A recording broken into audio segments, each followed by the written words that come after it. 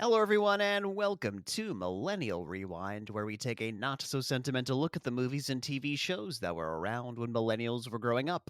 I'm your host, Nick, coming to you from the magnificent mansion hiding sinister secrets of the West Coast, Los Angeles, California. And my co host, Jules, is still not with us this time around. He continues to pursue his rap career in Italy. It's really taking off. He actually signed with a record label in Sicily. They made him an offer he couldn't refuse, but I am joined by my other co host, coming to us from the flooded room with a dead body in it of Southern California, the Inland Empire, is my other co host, John. John, what's happening? Nothing much. Just, typical Tuesday out here. Oh, yeah, what's so typical about it? I mean, you wake up in the bathroom, don't know where these bruises came from. Just another day, really. Yep, that's the Inland Empire for you. I mean, I'm surprised you still have both your kidneys. Or am I assuming too much? I have the kidneys that I have. And not a kidney more. And before we get started, if you like what you hear today, please do us a favor and hit that subscribe button. Also, be sure to share the show with anyone you think might like to listen as well. So, we watched Resident Evil. That's right, we finally decided to do a movie from the turn of the millennium. And, John, how would you tell someone you watched Resident Evil without using the title? I'd more of pose it as a question. Can you call it a video game adaptation if it has neither characters nor story from the game? I mean, There are elements. there are elements. It's got a mansion, And it's got the secret base underneath it and zombies. and that's about it. There's elements, but it's general zombie flick, really. If you didn't have Umbrella and you didn't call it the T virus, there's no reason for this to be Resident Evil. Nope, not even a little bit. So, in the spirit of that, what other title could they have used for this movie? I'm going to go with Resident Flashback because legitimately half this movie is told in flashbacks. There's a moment I have in my notes where most of the flashbacks flesh out, the backstory, but there's one of them that flashes back to something that happened 20 minutes earlier in the Oh, movie. it does. It does. Here's the thing. This movie is dumb. It is a pile of dumb. It is dumb Yes. fun. I had a great time watching this 'cause Yes. it is fun as fuck. But here's the thing. It gives your audience no credit whatsoever. The credit I'm going to give this movie is that it knows exactly how dumb its target audience is. It knows, and it leans into it, and it doesn't care. And I respect the fuck out of this movie for knowing exactly the IQ of its average audience member. Good job. 100% with you. Totally on board. Yeah. So, as we mentioned, this is a video game adaptation coming to us from the master of video game adaptations, Paul W.S. Anderson. He did Mortal Kombat back in the mid 90s. Yeah, but he didn't do his sequel. And because that fell apart so fucking hard, that's why he's continued to be involved with the Resident Evil movies this entire time. Because if they're going to make more, it's going to be his story, damn it. Even though he hasn't been director for all of them, but he's at least been like writer and producer on everything. Okay. I mean, how many? There were like 5, 7. There have been a bunch of them over the years. Yeah, I think they're up to around 6 or 7. Yeah. And then I actually learned during this that there's a reboot. I had no idea. Yeah. I mean, maybe this time they'll actually stick to the video game. Apparently, the reboot combines 1 and 2, but unlike this one, it focuses so much on like, this is what the sets look like, and this are the references to the game that it's a total just shit movie, it's a reason that this movie is so different from the source material, because when you try to do direct adaptations, they always wind up as shit. So he just took the idea and crafted a new story around it. I mean, fair enough. It kind of works on its own in a weird way. So this was based off of the, I believe, 1995, 1996 video game. It was a Sony PlayStation exclusive. And yeah, it kind of revolutionized the survival horror video game genre. No, it started survival horror. No, Mm. okay, no. I mean, you had stuff before like Alone in the Dark, where everything was made out of triangles. But the term did not come about until this game. Right. It's kind of like how before we had the title first person shooter, everything was just a Doom clone. Yeah, basically. I played the game here and there. I, again, was never allowed to have a video game console, so I would have to go over to other kids' houses and play there, so I played it on and off. I only ever played a full Resident Evil game when I got to college. My freshman year roommate had a PS2, so I got to play Resident Evil 4 all the way through, which is considered one of the best in the franchise, and I agree, it was a lot of fun. Did you play? No. So like horror movies don't do anything for me. I don't really get invested in them. But video games, something about that level of interactivity, I am an absolute pussy when it comes to horror games. Oh, yeah? I'm the kind of person who will just stop playing because they're scared to move the character down a hallway. So no, I never played any of these. As somebody who has tried to play through Alien Isolation at least 2 or 3 times right now, I absolutely get that sentiment. At some point, I'm just too scared to keep going. So this movie came out 2002. I was at boarding school when it came out, and I absolutely saw it in theaters, loved it. I have watched most of the Resident Evil movies in theaters just because they're just dumb fun, and I love them. I at one point I watched this from my iTunes movie library because at some point I bought this movie. I don't know. I think it was sometime in college. I'm like, I just really want to watch this movie, and I bought it on iTunes, and I watched it again from my iTunes library. Nice. Yeah, for me, it would have been early college, but we had rented it. I did not get to see it in the theater. Again, I wasn't really big on Resident Evil, so I didn't make a point of doing so. But we did watch it, and I remembered it being a pretty good time, and it still is. It's great, dumb fun. I just remember it being gorier. It's really not, Yeah, it's not that gory. and I remember the action being better. Maybe the sequels are. I've only also seen the second one, and I only saw it once, so I really don't remember anything at all about that except that Nemesis is in it, which they tease at the end of this one. Spoilers. Jared Harris is in it, and he's a scientist in a wheelchair. He's the guy whose daughter is the basis of the Red Queen. Oh, really? Yeah. So Alice has to go save to I get thought out it of her. was I thought it would be the same scientist at the end of this one who's like, I want to put him in the Nemesis program. Which did No, you no. recognize who that was? I know it's the very end of the movie, but he also narrates at the beginning, so we could take it Yes, he right off. does. So, Yes, he all does. right. Well, I mean, you know it, so whatever. Yeah. Yeah. No, so yeah, in the second one, it's Jared Harris as the scientist, and he says that he will get Alice and like the band of misfits she puts together, that he will help them get out of Raccoon City if they save his daughter from her school. Okay, because like at the end of this one, Raccoon City's already been overrun. So I remember the second one was they have to get out, and why did they not just fucking leave? I couldn't remember. They walled the city off.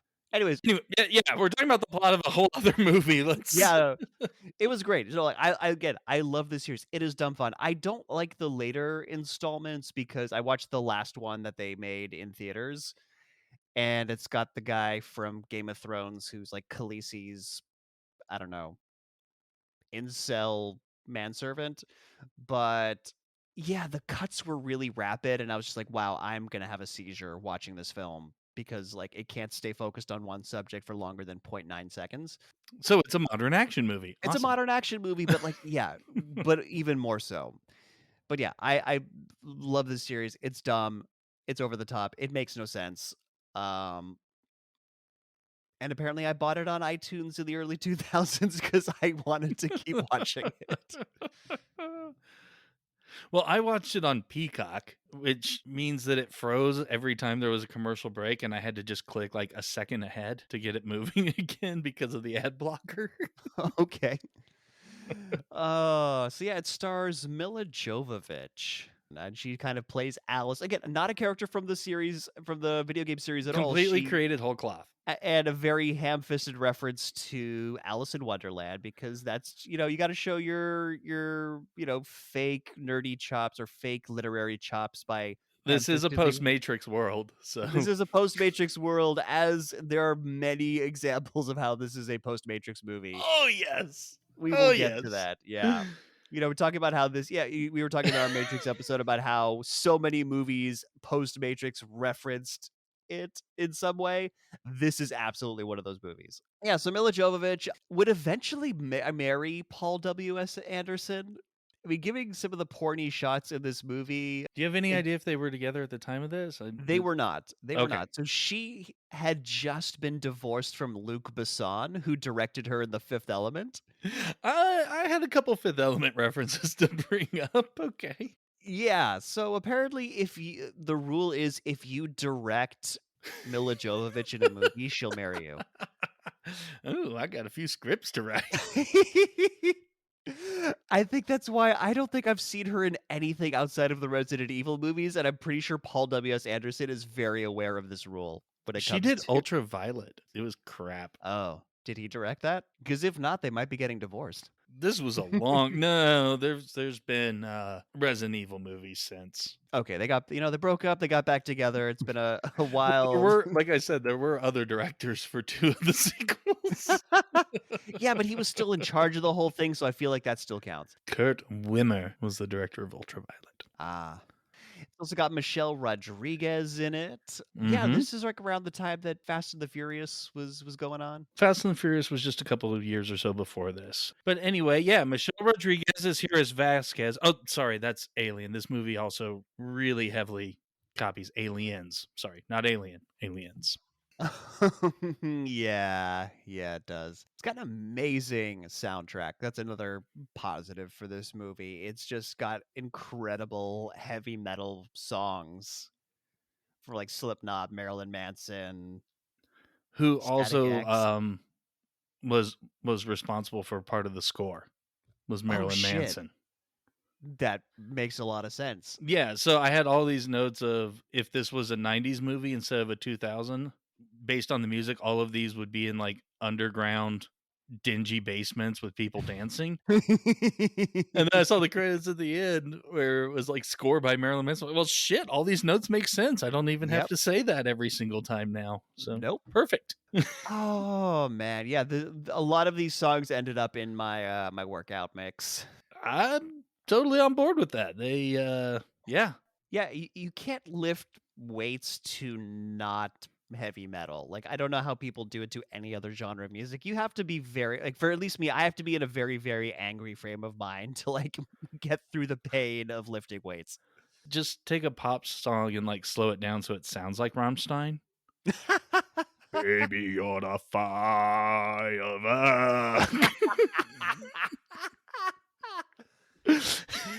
Oh my Makes him go ah ah ah. Rabstein, please redo Katy Perry's songs in your style. Katy Perry's catalog. The entirety of Katy Perry's catalog in Oh Rabs oh shit, my we are god. never gonna get to this movie. No, we're never gonna get you know what? Alright, fine, God. We gotta get to this movie. So we're gonna take a break to Well, then laugh let me plug in my Virtual Boy while you take a break. Okay. Oh, that'll make sense right after the break. So we'll be right back for our breakdown of Resident Evil. Jesus.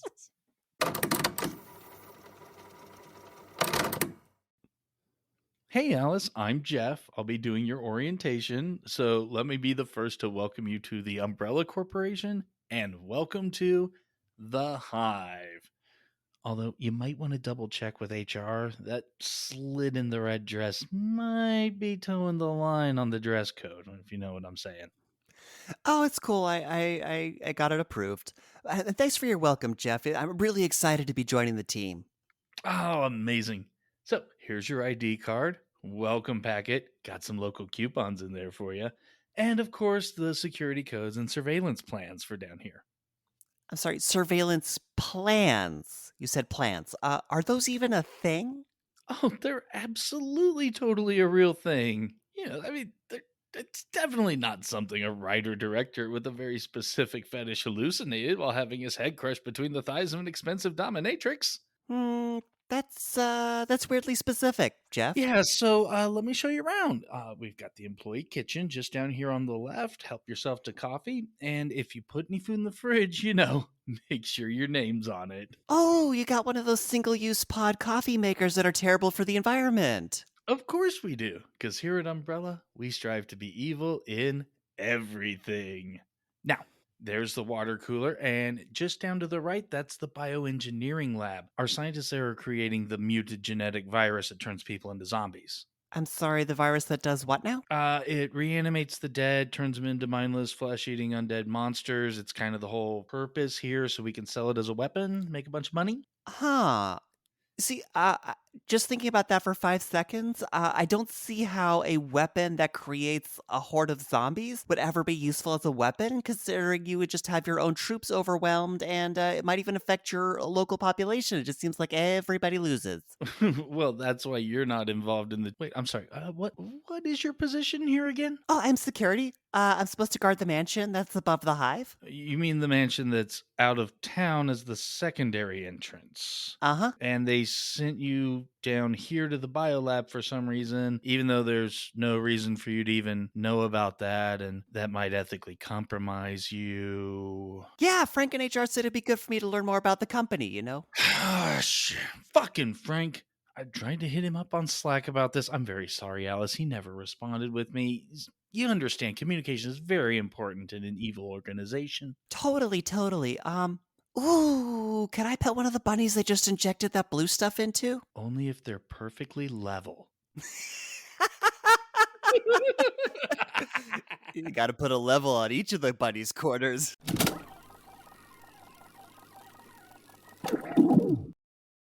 And we're back. And we open up on some red text on red graphics because this movie knows its target audience doesn't like to read. Yeah, yeah. My very first note is this movie is already taking itself too seriously. It's literally the opening seconds of this film. Oh my god. And we get some narration because that's great storytelling. But the narrator is Jason Isaacs doing his best American accent. Yeah, His it's just off enough that it doesn't sound right, but you can't really place that it's him either. Very true. And this is not the only time he does a slightly off American accent in the movies. He was in oh god, what was it?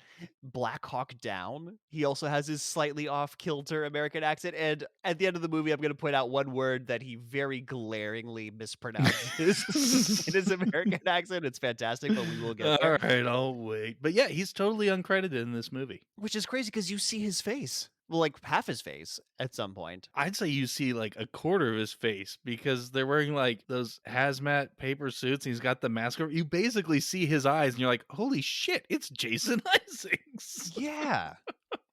And so anyways, he gives us some narration. He tells us that at the beginning of the 21st century, the Umbrella Corporation had become the largest commercial entity in the US. And considering I was watching this movie for the first time in the early 21st century, bullshit. Well, I called bullshit on it for a different reason, where it says, even though it has like pharmaceuticals and home care, like cleaning products and whatever the fuck else, its employees don't even know that it's really into like military stuff and genetic manipulation. I call bullshit on that. Yeah, because you literally have to have employees work on that for that to happen. Right. And it's not a situation where it's like, well, they have, different company names and shell accounts and stuff like that. The first piece of action is a guy walking down the hall and like over the PA system. It's like all umbrella employees, da da da da da, and their name is branded on fucking everything. So it's not like these people aren't aware they're working for Umbrella. That's very much the case. Yeah, so this is a dumb opening. And by the way, just put it like in the near future so we can suspend disbelief, in the early 2010s or like whatever. Like, but In like the we not too distant future. But on the other hand, Top Gun is always happening in present day, so what the it's very hell? it's very true. They're gonna bomb Raccoon City in the sequel. I never saw the Top Gun sequel, is that what happened? Nobody's seen the Tom Top Gun sequel. It still hasn't come out yet. Tom Cruise bombs Millie Jovovich. Hollywood, seriously, hire us. We have such good ideas. We have such good ideas. Anyways, so yeah, basically this, Umbrella Corporation is huge. It's in everybody's home. It's, primary business is healthcare, but, secretly on the down low, it's into military technology, genetic experimentation, and viral weaponry. That its employees don't even know about. Except some of them do. It's so stupid.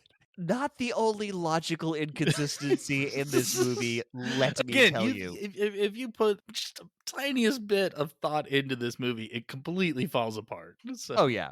yeah. This movie was not expecting its audience to put any thought into this movie. Mission accomplished. So now we get an unnecessarily long zoom from a black screen into a lab tech working with robot arms. And he's putting different colors of energy efficient light bulbs into a briefcase.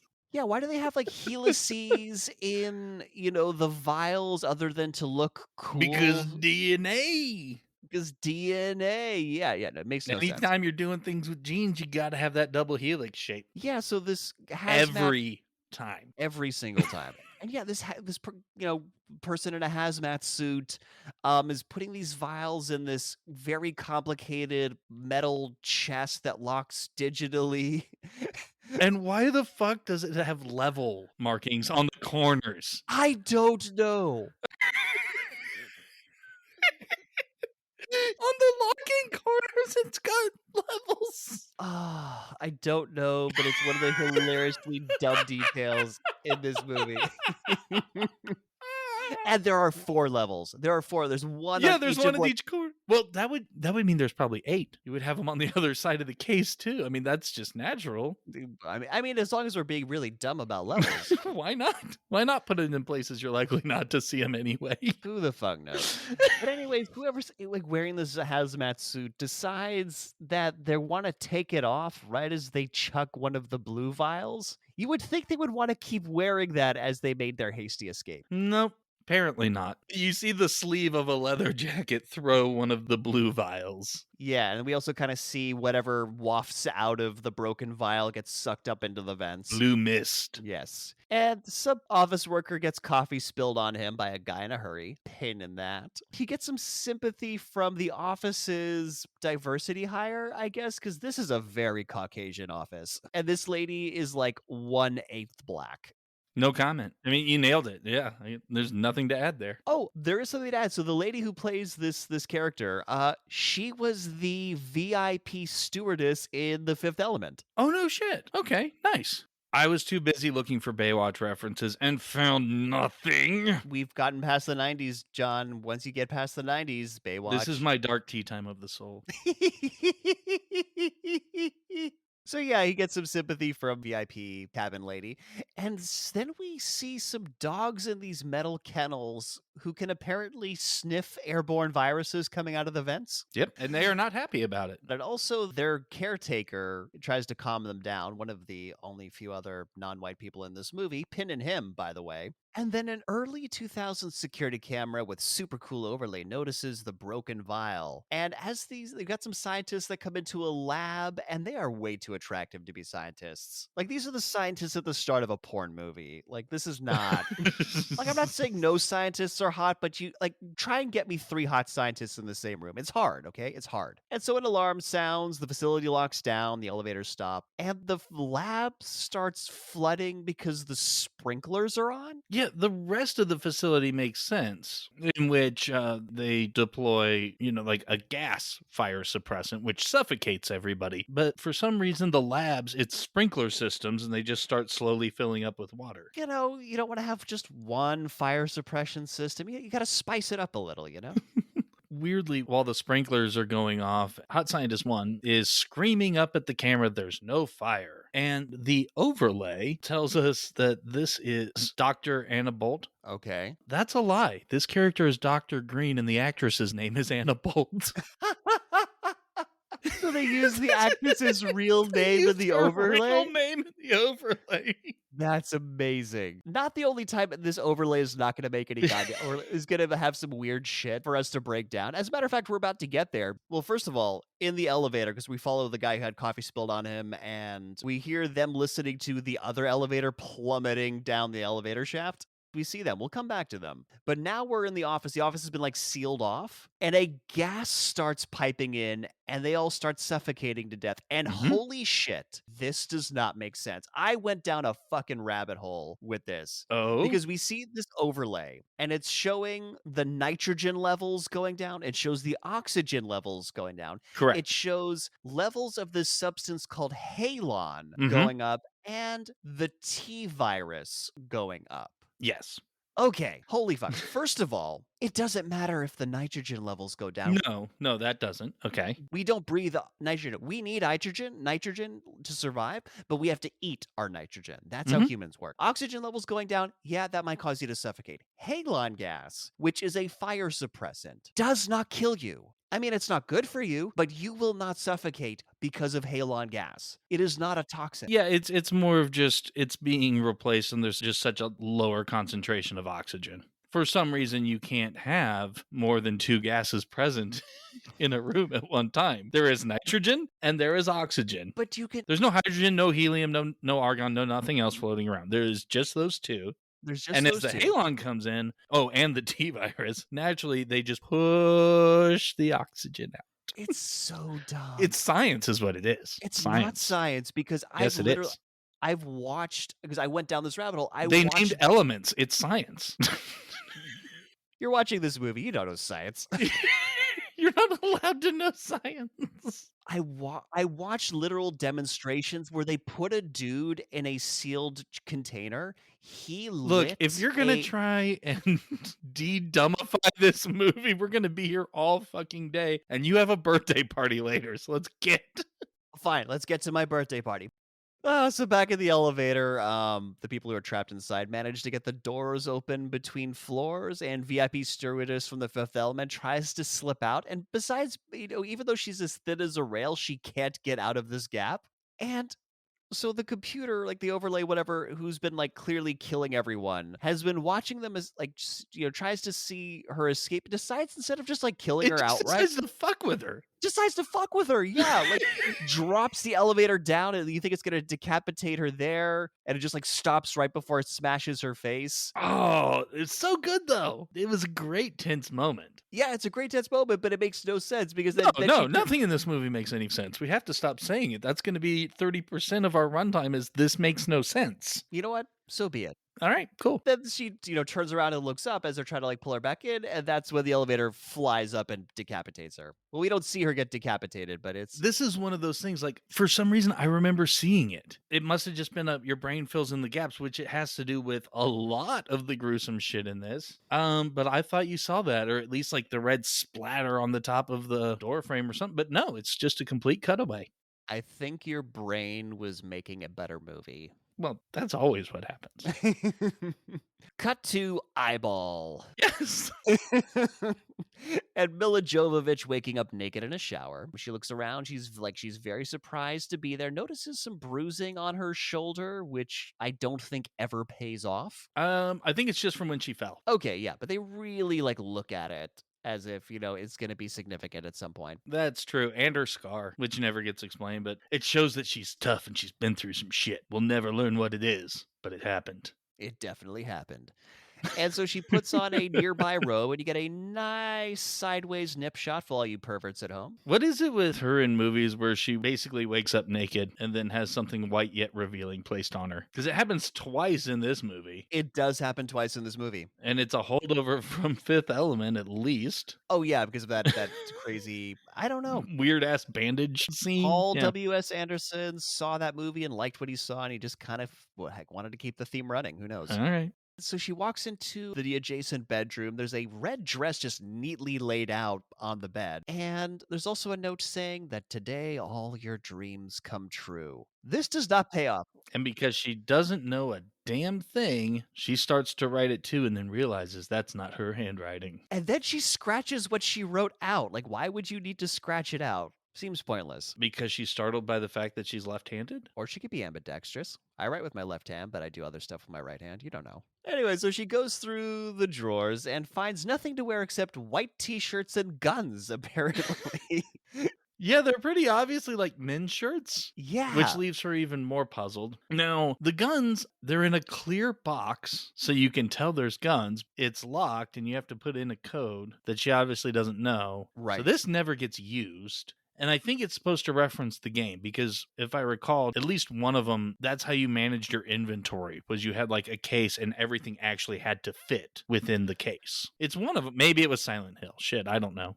I mean, yeah, the inventory management was definitely a big part of the games. I think you're overthinking this because I think it's just a reference to the fact that, like, we learn eventually she's a security operative that's been assigned to this mansion. So the fact that she has guns, a gun drawer is a, Yeah, but she's not allowed to get them. no, but like when she's not having amnesia, and again, like we're jumping way ahead here, she knows the code. But she's no longer in the mansion, so it doesn't fucking matter that she remembers the code to the gun case. Right. It's just a hint that she may or may not know about guns.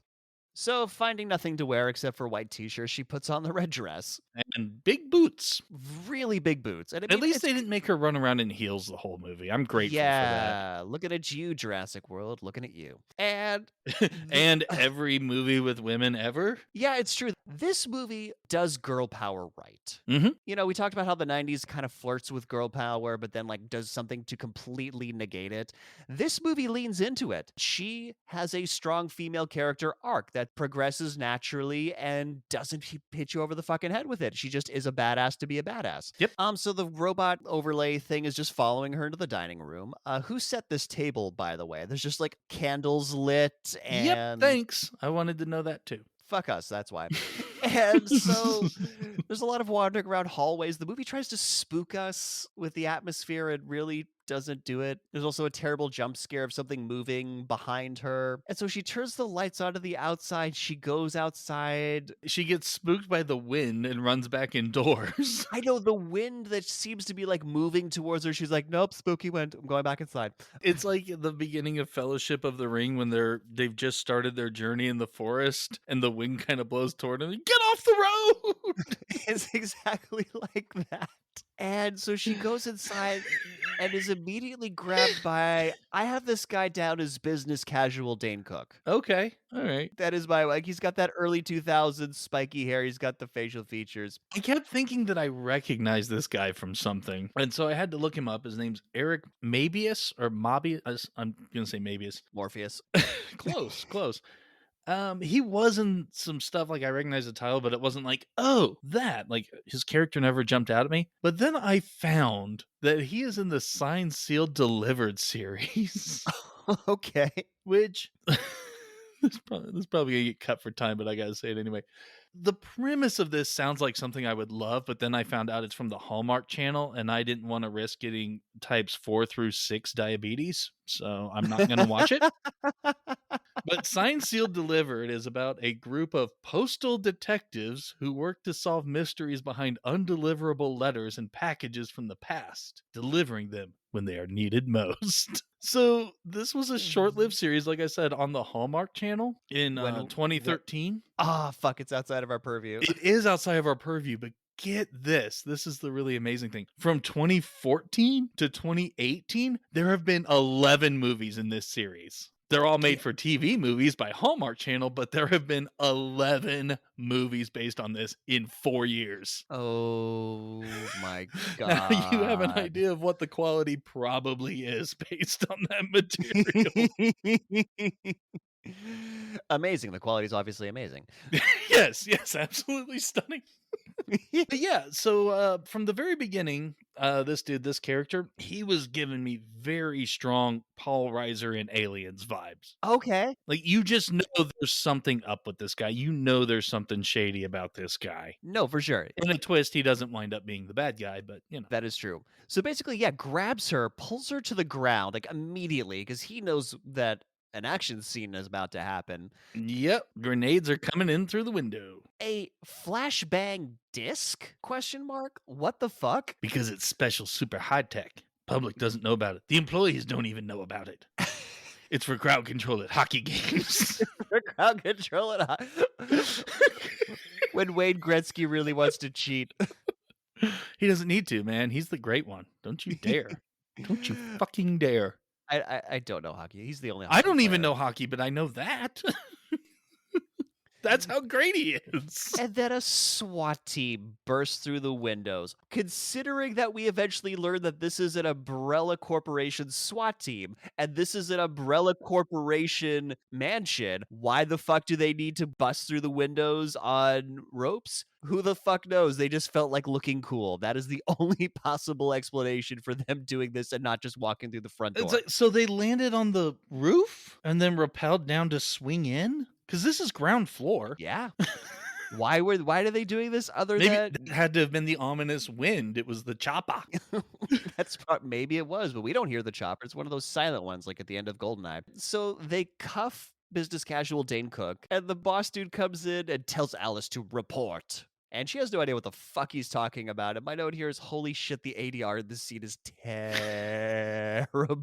It is so bad. Well, they're wearing full-on gas masks. That would have really distorted it. Okay, first of all, they're wearing gas masks with no filter. It's internal.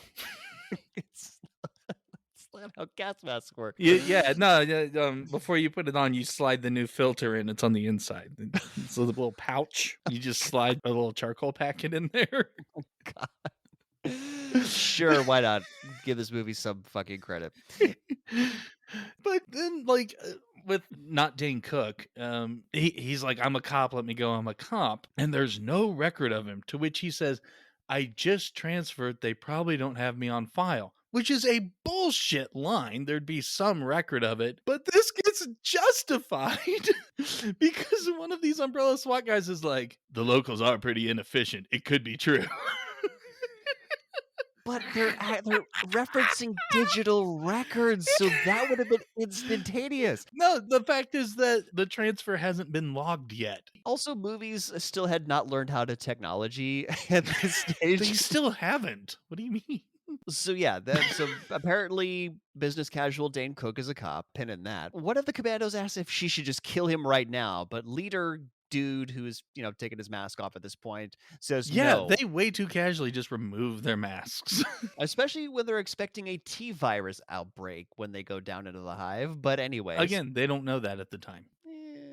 They have reason to suspect. Anyways, the leader dude says no, don't kill him, take him with us. Why? Just shoot him.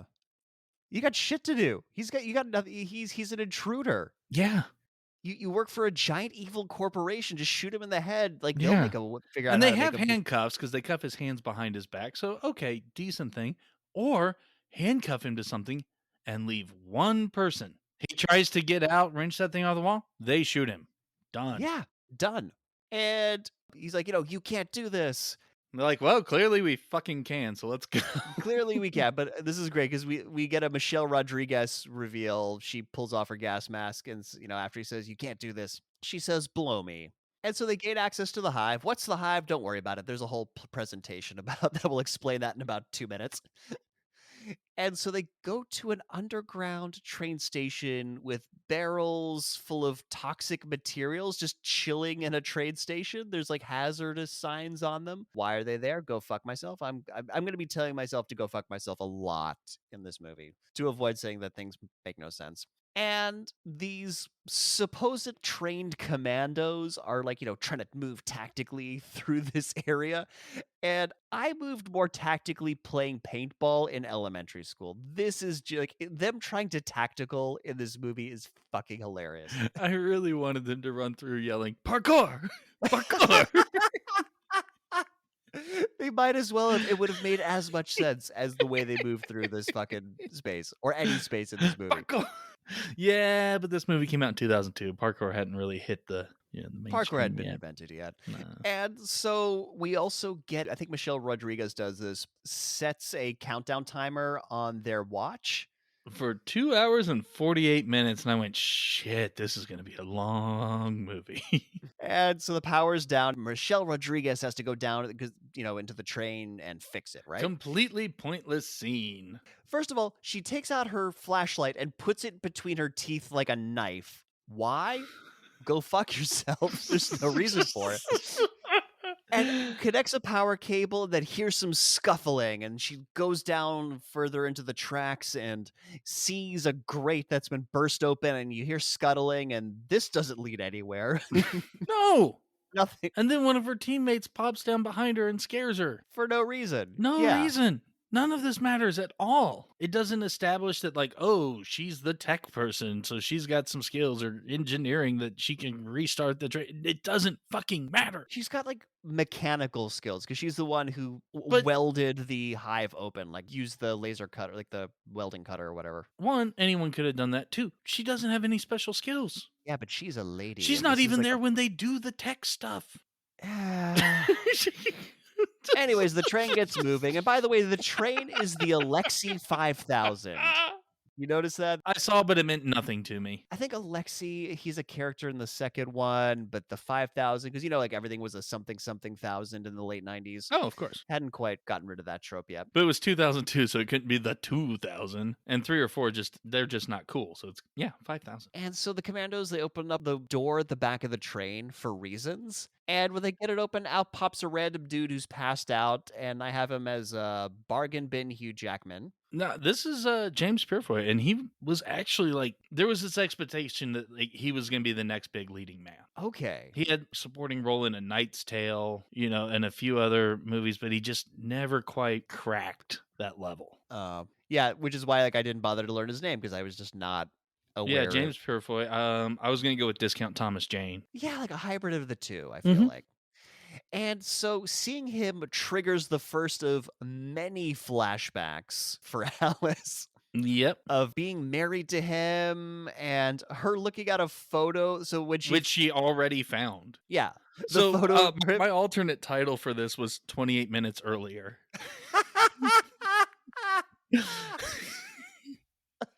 Amazing.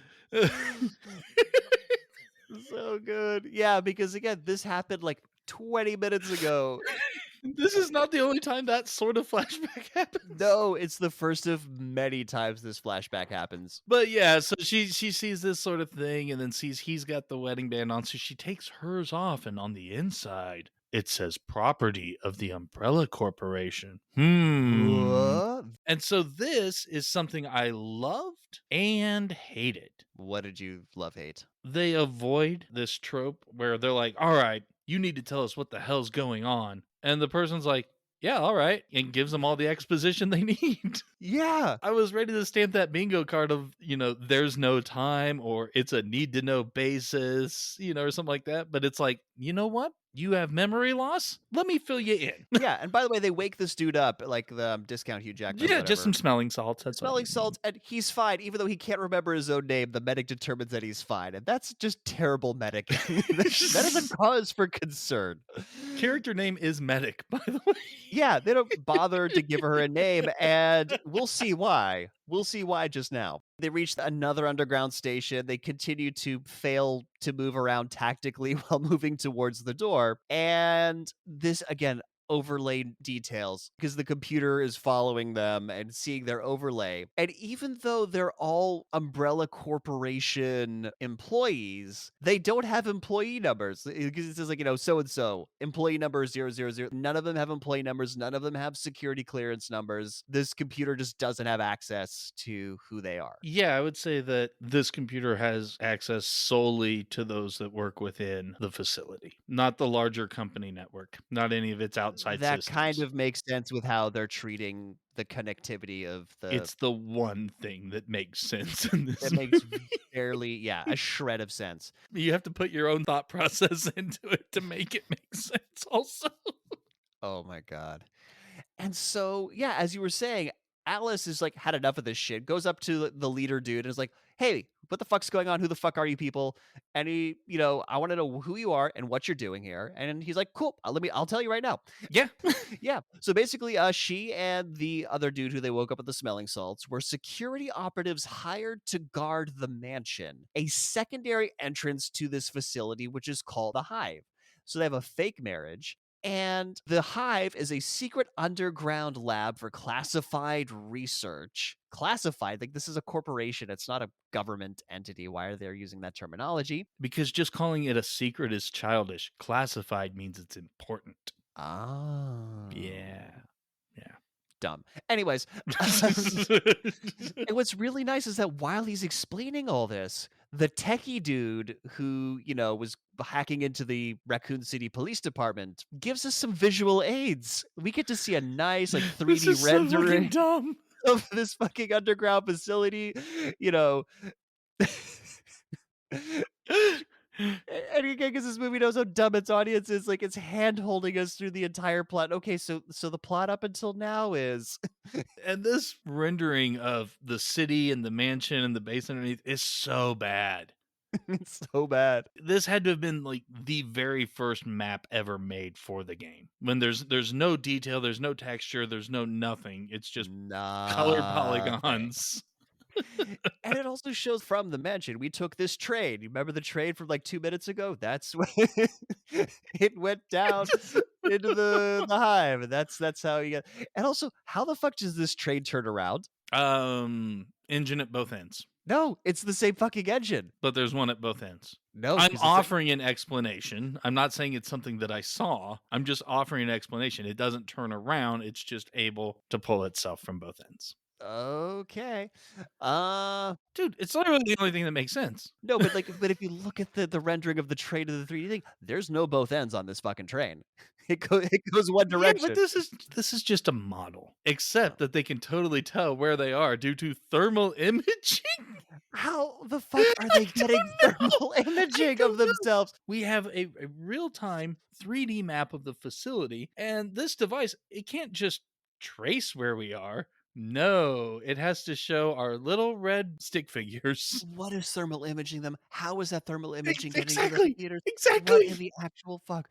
Exactly. So also apparently the Hive, this underground lab, has defense mechanisms, and so when they're activated, a gas was released. So we see gases getting released in the shower where Alice was in. By the way, I don't think they ever call her Alice. We just like know this later. Yeah, so she gets Yeah. knocked out, and that's how she fell in the shower. And because she was naked and wet, she died of exposure. And the movie actually ended before it even got Yeah, it started. wasn't a warm shower when she woke up, but there was no steam. The water was still running. Yeah. So, well, I mean, I guess the hot water ran out then at that point, maybe because it's undetermined how long she was out. It is undetermined, but long enough where she's at the very least got a bad cold.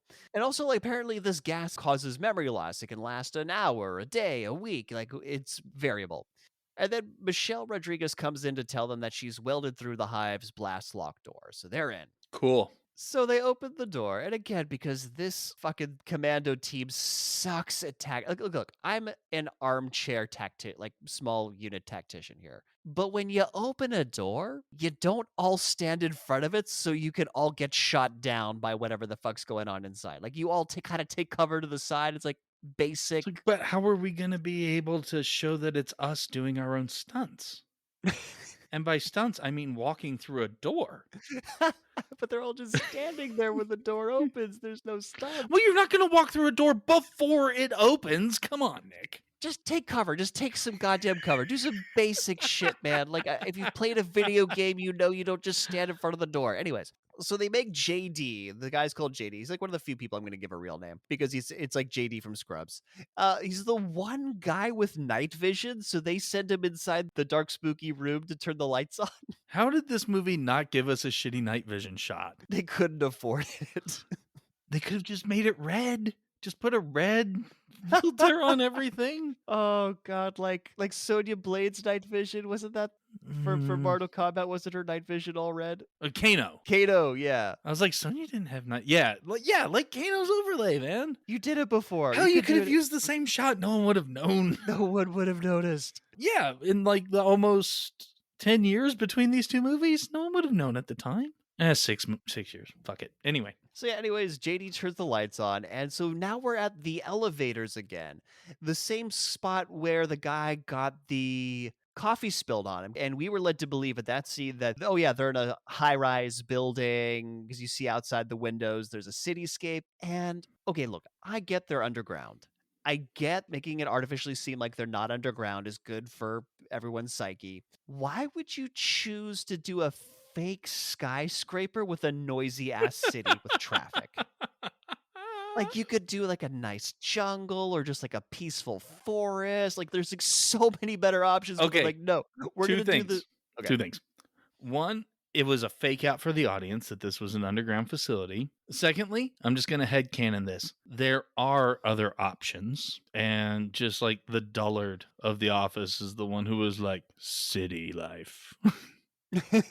Just boring ass city. Yeah. And it's very nice that business casual Dane Cook explains why they have a fake cityscape. It's something like it's easier to work underground if you're able to make believe that you're not. Something like that. Yeah, which is totally true. Like we're not supposed to live underground. Like if you live in a bunker for long enough, you're gonna go crazy. But again, this movie knows how dumb its audience is, and so he has to explain literally everything.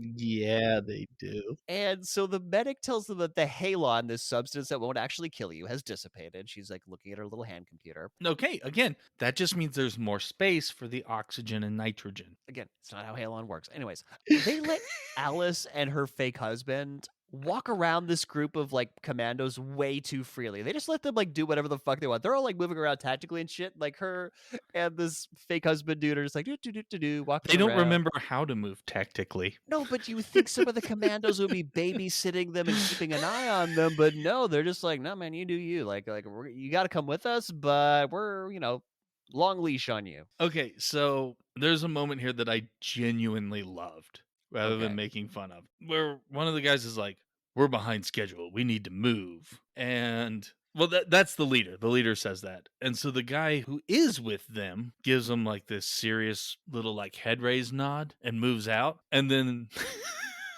Jovovich and Purefoy, they both look at each other and do that nod while like smirking.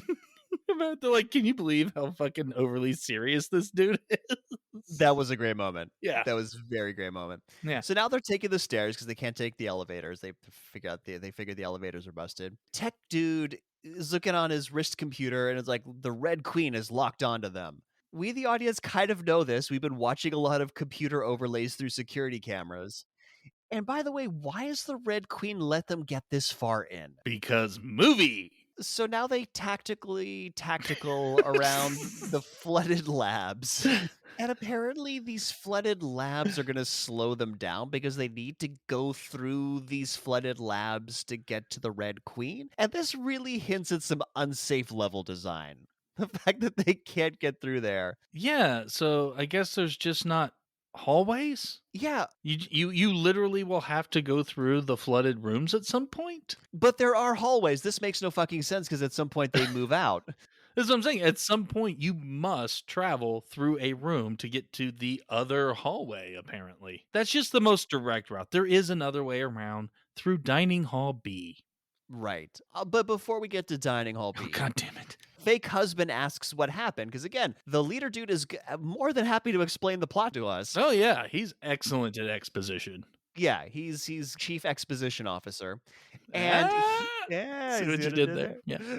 And so he explains that 5 hours ago, the Red Queen went homicidal. She locked down the facility and killed everyone inside, and so her team was sent there to shut her down. They don't know why she did it though. Or why we're still alive. And here's the thing. My note here is it's really nice that at 24 minutes of the movie, we've had the entire first 20 minutes of the movie explained to us.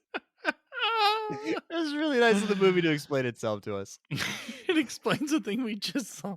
And so that we get a floating dead scientist jump scare, She floats to the thing, and then when they walk away, her eyes open, her hand like slaps up against the glass. which is only startling because of the jump scare music. Before they head out, fake husband offers Alice his jacket, and so when she touches him, we get another flashback of them boning. Yep. And he's like, he doesn't remember anything before the train, and he's like, no, do you remember anything? She's like, nope, don't remember anything. Definitely not remembering us fucking. Nope, that's not a memory I have. Which I thought was going to be just some memory coming back to her, but that's not the case. No. It will come out to be that is literally the last thing that happened before she got in the shower. It's true. That was a post-sex shower. Wow. In a great reversal of gender roles, she falls asleep and he doesn't. He wanted to cuddle, and she was just like, "No, dude, I gotta go asleep now.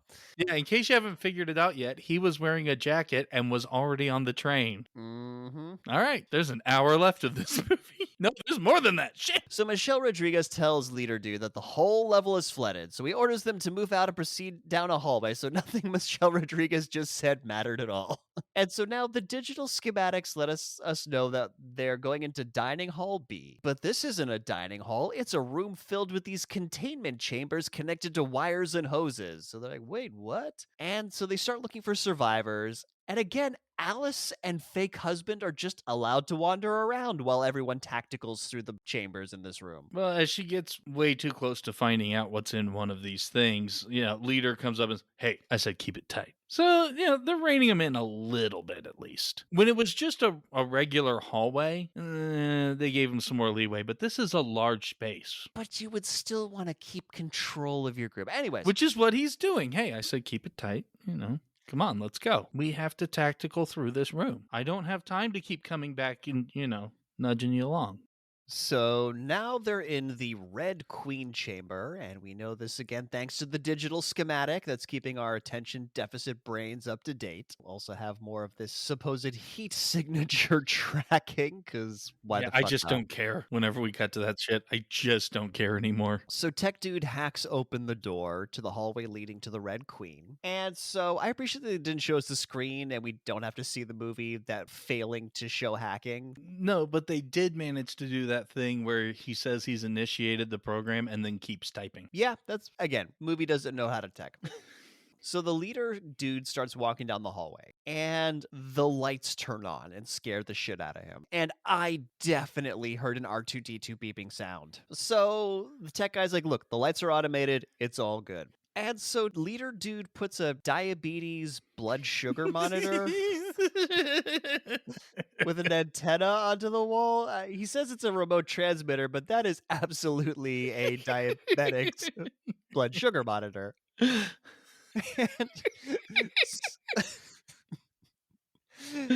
and so Tech Dude hacks the door open remotely, and a few of them start walking down the hallway carrying a bag, and this is when shit gets fucked. It is surprising, but this movie does have an iconic scene, and it is this scene. This, yeah. Oh yeah, anybody who remembers the movie, watches this movie, remembers this scene. It's still pretty awesome. So like four of them get trapped in there. It's like the medic, The leader and the two other guys, yeah. so apparently they triggered a dormant defense mechanism. Yeah, when the door opened. Go fuck ourselves. Anyways, so now in this hallway, these laser beams start like coming down the hallway, like lightsabers going across the whole hallway. So this is the system to get rid of anyone in the hallway that activated after the door at the end of the hall was already. Yeah, it doesn't seem safe. No, practical. Because he got to the end of the hall, opened the door, and then it stayed open for a while. And then he called for the other people to come in. Then that door shut and the defense system activated.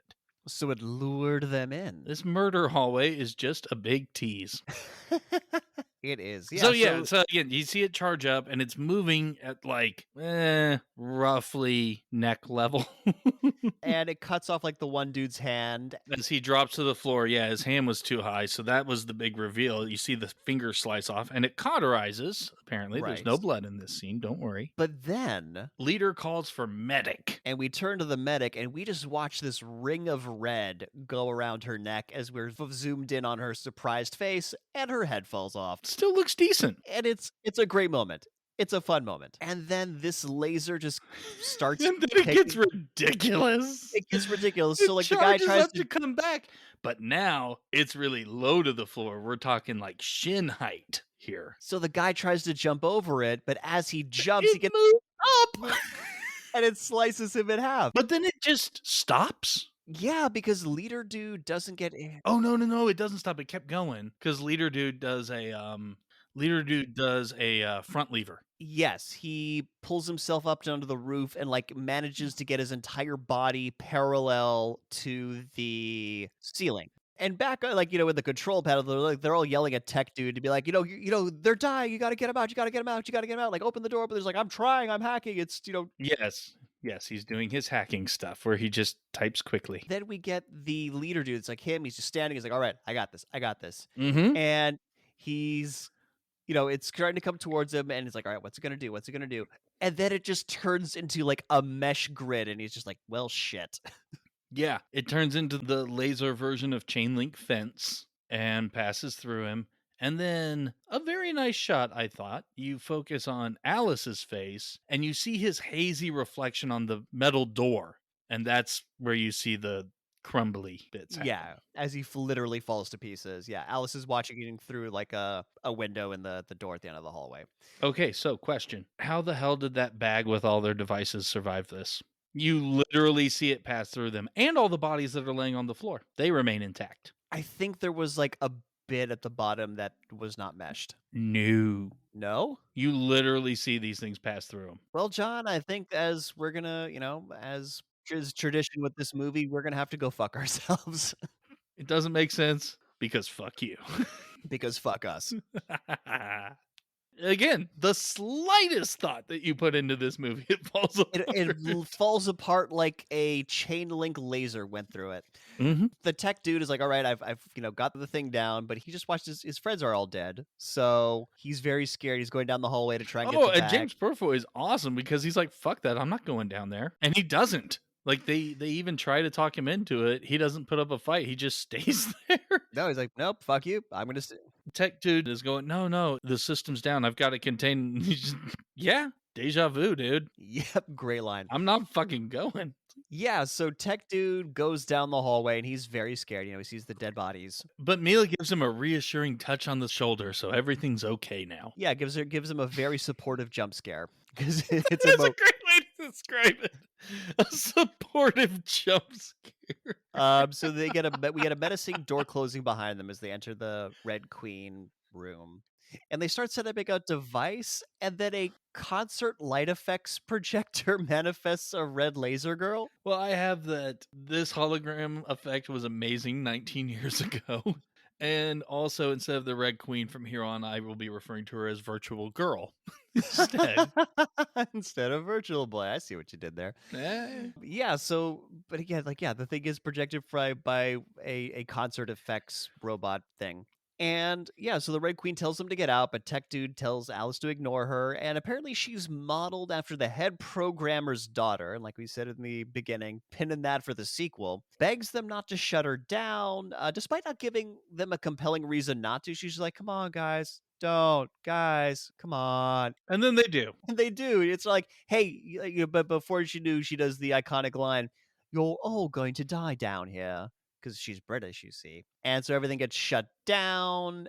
It's kind of like when they shut down the power and the raptors got out in Jurassic Park, now that I think about it, because shuts it down, and this opens up a bunch of doors, including the flooded labs. We see like the door Yeah, opening for not that. in case of power loss, the locks unlock. The doors literally open. Yes. And this gross yellow water inside floods out. And we also see the containment chambers earlier. They switch from stable to like environment unstable. It's red. This is bad. And then the lights come back on, and the tech guy explains that the surge shuts the Red Queen down for 30 seconds unless he takes out her board. Not her motherboard, just her board. I'm really glad that you went to the trouble of explaining this very small window of time that we have and what we need to do instead of just doing it. Or maybe telling me about it while you do it. Yeah, exactly. He lets her know, and then he does it. Yeah. 30 seconds is not a long amount of time, especially when you're dealing with tech stuff. You might just want to get the fucking job done. Explain it on the way out. Especially since you lost your chief exposition officer in the laser hallway, and the person you're with has no idea what the fuck is happening and why. Yeah.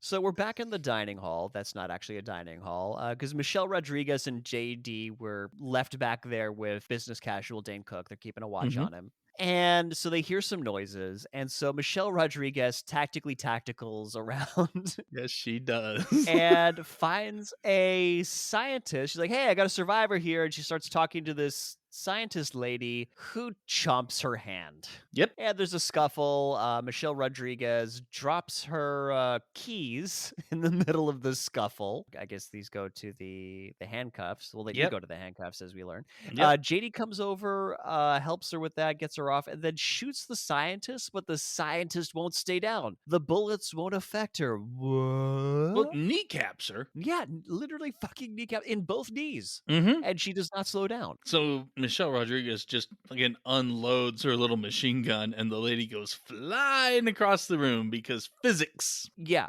So this is an MP5K that Michelle Rodriguez unloads into her. This shoots a 9mm pistol cartridge. This is not blowing anyone across anything. Okay, fucking bullshit. Science. Ballistics. And but also my note here is, hey, we're 40 minutes into this zombie movie, and we finally get some motherfucking zombies. And no one who's in a zombie movie has ever seen a zombie movie before. Nope, because none of them get called zombies. Much later, we get the exposition dump of how to deal with zombies. Yeah, like right at the end of the movie. God damn. And so Alice, tech dude, and fake husband return, and business casual Dane Cook notices the key on the ground and subtly picks them up, like kind of behind his back. He like squats down to like pretend he's looking at the blood on the ground, and he mentions that that blood on the ground is already coagulated, and that's impossible because it's only coagulated if you're dead. I love how they had to explain that fresh blood is liquid to the audience. Again, this movie knows how dumb its audience is, and it doesn't make any bones about it. It's like, look, this movie's for complete fucking idiots, and they're gonna give us a lot of money for this. And And I'm by just, the way, when we say coagulated, we don't mean like it's turned hard and brownish like a scab, like blood does. This is jelly. yeah, this is raspberry jam. Seedless. Yeah, seedless. If there's seeds in your blood, go see it. They're not supposed to be there. And so Tech Guy drops that everyone else has died, and right as he says this, we hear metal dragging against concrete, and now zombies are converging on our heroes. Cool shot. Very cool shot. The metal is one of the zombies for some reason has an axe that Yeah, he's one of the dragging. scientist zombies has an axe that he's dragging. Oh, I bet it's the guy who was using the axe trying to get out of the flooded room earlier. Was he?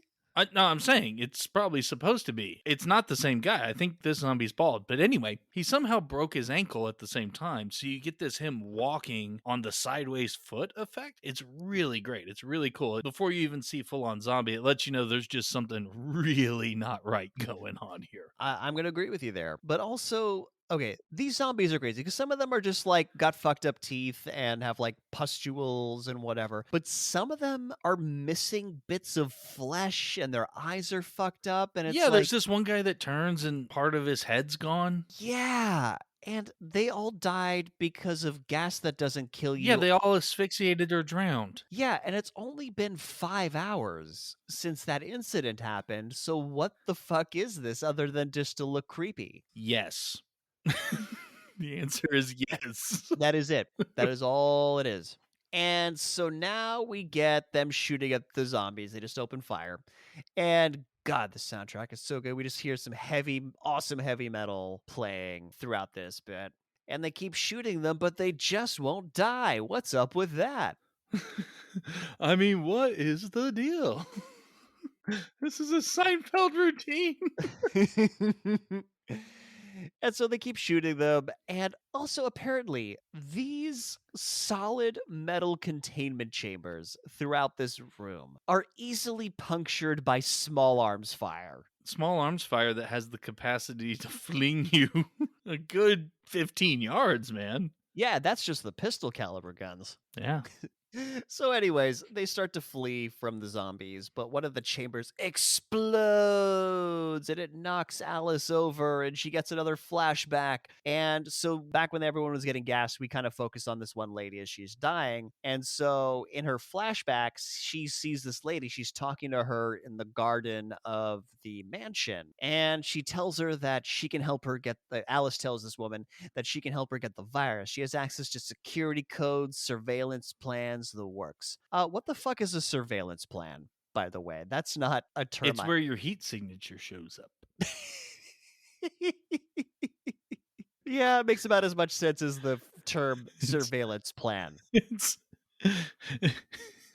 it's the scheduled update to the security system. It's a surveillance plan. That's the plan behind it.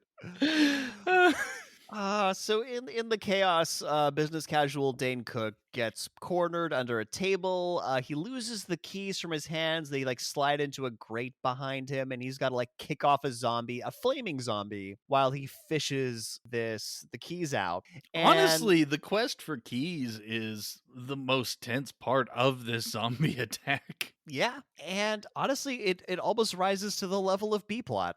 Yeah, it's an extended sequence because he drops them, I guess, out of fright, and then he's, sitting down on the ground, scurrying backwards on his ass to go get them, and just keeps pushing them instead of grabbing them. Yeah. And then they fall under a grate underneath something, so he has to crawl underneath, and flaming zombies reaching for him, and it really wanted to be Terminator at this moment. Kinda. So he manages to kick the zombie off. He manages to uncuff himself. And then his leg's on fire, so he gently pats the fire out. Yep, Like yep. the sound effect is like dip, dip, dip, dip, and then this fucking massive flame on his leg And is out. so, something you just mentioned, and it happens a lot in this movie, but if something is very feral and really, really wants to bite you for some reason, don't throw punches and kicks at its face. No. It happens a lot in this movie, along with slow mo neck snapping, and not slow mo of ramping the camera, but we slowed this footage down in post. Yeah, yeah. I don't know why the neck snaps are so dramatic. Because they're cool. For the They're KEWL. really not. It's seriously someone tilted their head or turned it just a little bit. That's all it is. Maybe Paul W.S. Anderson has a bone cracking fetish? Like, who knows? Yeah, Mila basically does what Sonya did to Kano at one point, Mm-hmm. without the Mm-hmm. handstand though. So Yeah. So, anyways, Alice helps Dane Cook get up out of under the table. yeah, whatever the hell that thing was. So now the others are trying to open the door with a code, and fake husband dude couldn't give less of a shit about what's going on around He is really casual about this. him. He's just like, yeah, guys, hurry the fuck up. Like, I didn't know the code, so we're Hey, just standing. hey, buddy, think you could get that door open for us in this life-threatening situation?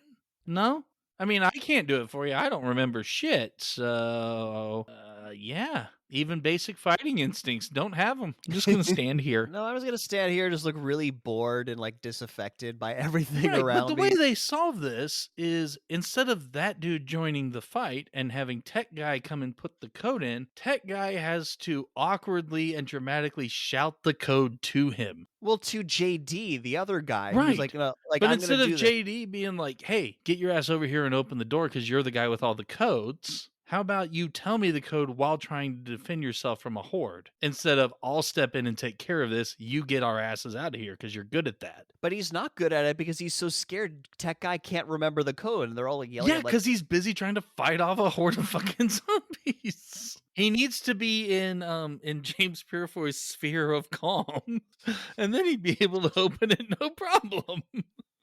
exactly.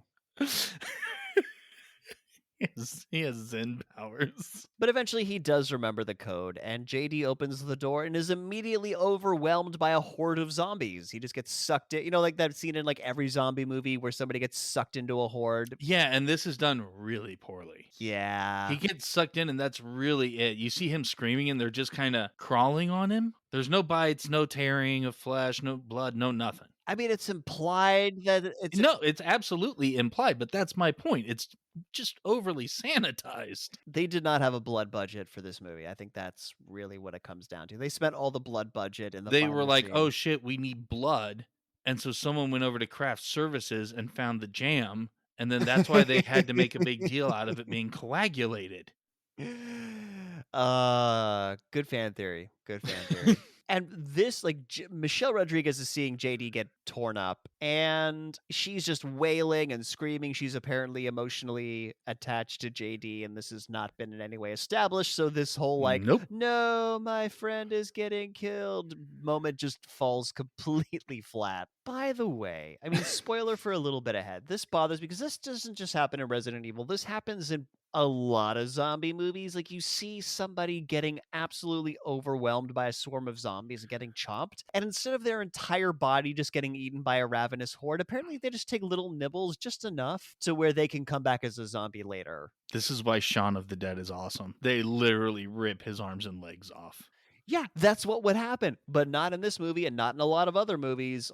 Yeah, pull open his torso. They're pulling guts out, and there was a decapitation. Oh, God, David's death was so good. Especially since you hate him the whole movie leading up to it. Anyway, enough about better movies. Yeah, so he doesn't get shredded. He will come back as a zombie later. This will make sense. Don't worry about it. As much sense as anything else.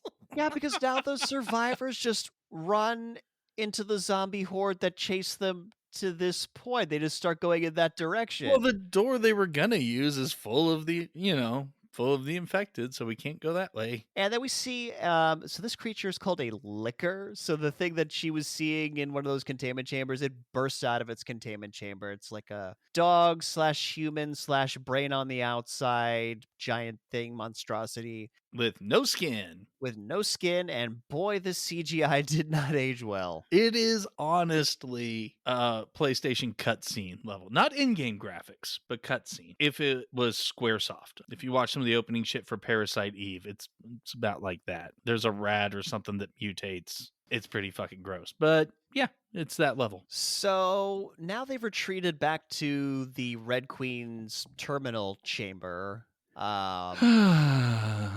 Because, this was low budget probably, and they need to recycle some sets. And the bodies of the others are missing. They notice this, and that does not pay off ever. Yeah, I did like that they noted it, but then nothing. Yeah, none of them come back as zombies. There's I just imagine the lasers move through enough times that they're basically atomized at this point. as good an explanation as anything. And Michelle Rodriguez tells the tech guy that, hey, you let them out when you cut the power, and, we'll never make it to the surface. Moment of despair. Cut to Alice walking around a lab with cages that is in no, like, how the fuck is this lab connected to anywhere where they've just been? Why is Alice walking around by herself given the situation? Go fuck yourself, audience member. Go fuck yourself. But anyway, Holy these cages have been ripped open. There's big holes in them. How? How have they been ripped up? These are solid, like, these are thick, ropey mesh cages. These were like where the dogs were being kept earlier. There's no fucking way these dogs got out. They got that virus strength. But none of the zombies got that virus. Anyways, I'm gonna keep going and fucking myself. And so It's like, yeah, but dogs are stronger than people to begin with. So not bust through a metal mesh cage. Anyways. when they get virus strength, Anyways, and yeah, lose their skin. Yeah, so not surprisingly, a zombie dog shows up. And is it just me, or does this dog look like it's wearing a Lady Gaga meat dress? That's That's the look basically what happened. I mean, it wasn't obviously meat, or they wouldn't be able to get the dog to do anything. But the dog would just be like licking itself. yeah, they basically got these, latex appliances that they laid on the dogs to make it look like they were raw flesh. So Alice runs into an adjacent room, closes the door behind her, bumps into the zombie of the security guard who we saw for 2 seconds earlier in the movie. He's now a zombie, and proceeds to kick him into a wall full of beakers of different flavors of Gatorade. Yes, and I have this, her jump kick triggers a flashback to reveal that she was a security agent. Which again, we already fucking knew. It flashed back to her being told that she's a security agent. Yeah, by leader / chief exposition officer. Yes! Even in death, he is the chief exposition officer. 28 minutes earlier. I know. It's so funny. I actually looked at the timestamps. It was literally 20 minutes prior in the movie. You had just been told this information. It doesn't flash back to her life at the mansion or doing any sort of training or anything. It literally flashes back to their conversation. God damn this movie. It's so, again, resident flashback. That is this movie. Oh, so fucking. Jesus. All these movies that science badly think that science is done with different colored liquids, like bright Yeah. colored Yeah, so it was you just that the cabinet of like open beakers and flasks, yeah, that that which is safe, which is definitely good practices in a lab. which So she go definitely break at the slightest impact and aren't made out of, like Pyrex or something durable that can nope, withstand heat and impact so that you nope, can test shit in them. Nope. nope, nope, Nope. nope. Science.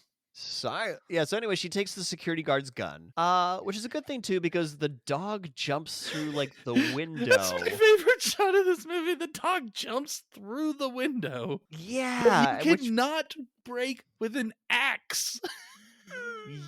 or We maybe didn't they really cover it, but when the room started flooding, and like I said, the dude dragging one, a guy tries to break out of the room with a fire axe. yeah, and it doesn't work because the glass is too thick. It's reinforced. Yeah, But maybe they just didn't have that glass in this room. Or again, the dog can jump through a fucking, you that's true. know, It's got virus strength. it's got virus strength. So it jumps through. So she runs into the next room.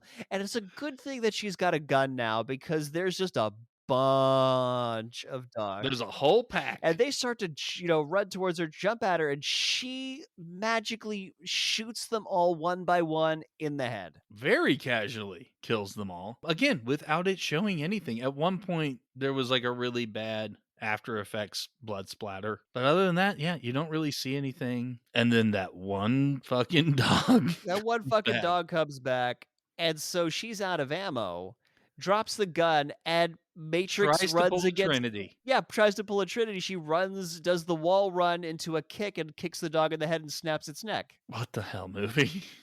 What the hell? Yeah, this movie, again, not the only time it's gonna reference The Matrix, let me tell you. So, but the craziest, like, of all the crazy shit that happens in this sequence, the craziest thing is that after she's done kicking the dog in the head, she, like, lands on the ground. She's just kind of standing there contemplating what happened, and the dramatic drumming is just still going. She's just standing there being like, "Okay, that just happened." It's like it's just like, "No, no, no, no, that's not the tone." Like, nothing happens after. She just, like, walks away, and that's the end of the scene. Like, why is the drumming still happening? Oh, Uh, yeah, and I also have, this bullet casing is brought to you by Umbrella. And what are these made out of? Because when it falls, it just hits. It doesn't bounce or jingle around. This is either the densest bullet casing ever fucking made, or the magnetic f floors, or gravity just doesn't function properly. I don't know. well, because 'cause they're closer to the center of the Earth, so the gravity's stronger. So that's why when the dude hit the window with the very, very pointy side of the axe and that piece of glass shot out, it did the same thing. Exactly. Physics. Yes. Physics, science. So now we Go cut fuck to yourself. yeah, go Resident Evil, go fuck yourself. No, go fuck yourself. The movie was. I Oh, won't even say the name. I will be merciful on you and not even say the name. thank you. You're welcome. So business casual Dane Cook is now walking through a trashed office. How is this office in any way connected to where they just were? Again, go fuck yourself, audience member. Why is he walking around alone given the severity of the situation? Go fuck yourself. And he finds an ID belonging to a woman called Lisa. So it's clearly the woman that we saw earlier and also in the flashbacks. And we get a zombie on the other side of the glass jump scare. Which is completely inconsequential and does nothing other than to serve jump scare because then the zombie leaves. Yes. Doesn't find its way around to attack him. Nothing. No point. Nope, just for a jump scare. We also get a brief cut back to Michelle Rodriguez in the command center talking about her ammo situation for her pistol. She's got one in the breech and an extra mag, just in case you cared. I'm so glad I got to know that. Yeah. Yeah. Also, it's one in the chamber. The breech is not technically the same thing. A lot of people say it is, but it's not. No. Once more into the breach. God damn it.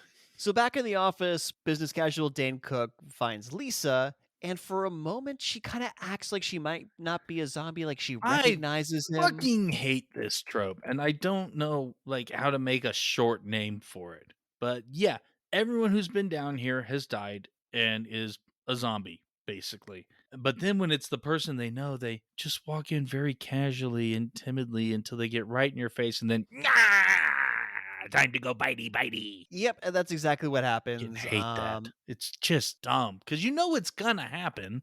You do know what's gonna happen, but then luckily he gets saved by Alice, who for some reason has decided to go find him. Damn it, Alice. That was clearly someone's major award from, like, last year's Christmas party. Yeah, like she beats Lisa to death over the head with, the Employee of the Month award somebody had. Yeah, some glass cube that was sitting on someone's desk. Yeah. That was definitely a major award. Absolutely. And her beating this lady to death triggers yet another flashback of her meeting her in the garden. And again, in case you didn't put two and two together, because this movie does not expect you to put two and two together, it's her meeting this lady, the scene of them, I can get you access codes and surveillance It's plans the and same thing. It's the same flashback. ah, business casual Dane Cook now reveals that he's not actually a cop. Um, He's not? No way. I could not have guessed that. What? Massive fucking reveal. And so he's like, look, corporations think they're above the law and I don't. And like, there are hundreds of thousands of people around the globe who think the same way. And I hate to break this to you, my dude. I think it's a lot more. I think a lot more people think Oh, that don't corporate. worry. It gets dumber because he really wanted to do this infiltration himself, but he couldn't because apparently he's got this background of being a government agent. And so when they ran a background check on him, that would have sent up all the red flags, like going through the academy and the CIA and all this kind of stuff. So he sent his sister, So breathtakingly stupid. which somehow in her background check did not show that she has a brother who's in the CIA and gone And through the all these programs and has been part of these, not revolutionists, but yeah. But he's in the CIA, but also the NSA, like, there's a whole bunch of alphabet agencies he's been involved with or, like, could get flagged by. Anyways, it's fucking stupid, let's not dwell on this. So, yeah, he recruited his sister to try and smuggle out the T virus, and she had a contact on the inside who knew how to get her in.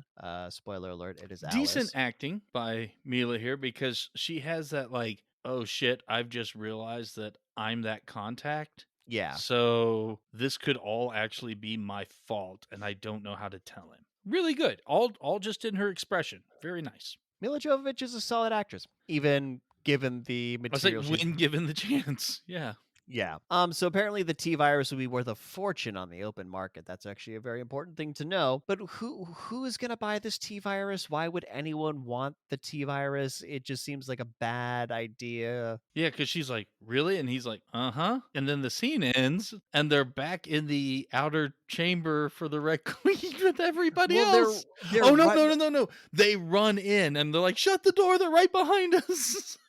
so which means okay, again, the geography doesn't make any There's sense. just a whole missing sequence where I don't know, maybe jump scare zombie. He went off to go get his buddies so that they could all have a nice little meal and chased him down the hall. But also at some point, Alice and business casual Dane Cook were like, "Hey, we're gonna go wander around for a while down this hallway on that now magically appeared in this movie," and everyone else in the group was like, "Cool, see you later." Well, at this point, it's injured Michelle Rodriguez and Tech Guy. So, And fake husband. well, yeah, but fake husband, he's still in his Zen bubble. He doesn't really give a shit what anyone does. So, Yeah, he's very much like in the denial phase of things. So yeah, so they close the door and fake husband's like, "Hey, like look, let's just wait for backup, right? Like you don't check in long enough, they'll send somebody." nope. And there isn't going to be any backup because the blast doors that they opened up are going to seal shut to prevent contagion from getting out. So, did they know that contagion was going to happen already? That kind of suggests that they knew something like what was going on down there. And Contagion certainly couldn't have gotten out in just under 3 hours. Right. 3 goddamn hours. And then why did you come down here in the first place if everything was gonna be contained? I know. If they did nothing, everything would have been fine. Everything would have been hunky dory. The liquors wouldn't have got out, the zombies wouldn't have got out, the T virus wouldn't have gotten out. This movie did not have to happen You at still show up all. to investigate. You find Alice. You do a little bit of searching around. You find fake husband on the train. Yeah, you just make sure that, like, everything else you just make sure it's sealed off, which it was. Everything else gets sealed off. We're good. Or I actually, the train was on the other side of the blast doors too. So you just make sure those are sealed, and you're good. Cool, it's sealed, everything's sealed, sweet. Do you wanna let's rappel down and break through some more windows for fun since we're here. We're here. We got the ropes. We got the ropes, we got nothing but time. Yeah, this movie negates its own premise. There's because here's the thing, Invite because some townsfolk. Charge them for rides. Like we're but gonna this be is here 3 hours. You know. start a little side hustle here. But what's Oh crazy about shit. this is that they wanna find out what happened with the Red Queen, that's ostensibly why they're down there, but why is this super sophisticated AI in no way connected to any other part of the Umbrella network? Security. But in later movies, these secret underground Okay, that's facilities called a will retcon, so don't worry about that. We're not worried about the sequels. it's dumb, Focus it's on this dumb. one. Anyways, this movie's dumb and full of plot holes. So Atlas decides now that she is gonna take charge. And before we watch Alice take charge, we're gonna take another break here, and when we get back, we will continue with the nonsensical conclusion of Resident Evil.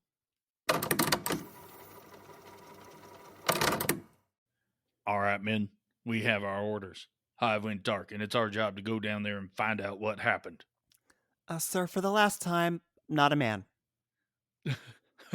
Yeah, but you still look like one, Rain. Am I right, guys? Am I right? Ha! It is early 2000s, so jokes like that are totally acceptable and in no way will get old. So why are we going down there to find out what happened? Surely we can just connect to the Red Queen remotely and, get a report? Not an option, Missy. The Red Queen isn't connected to the Umbrella Network. She's kind of a lone wolf sort of AI. No.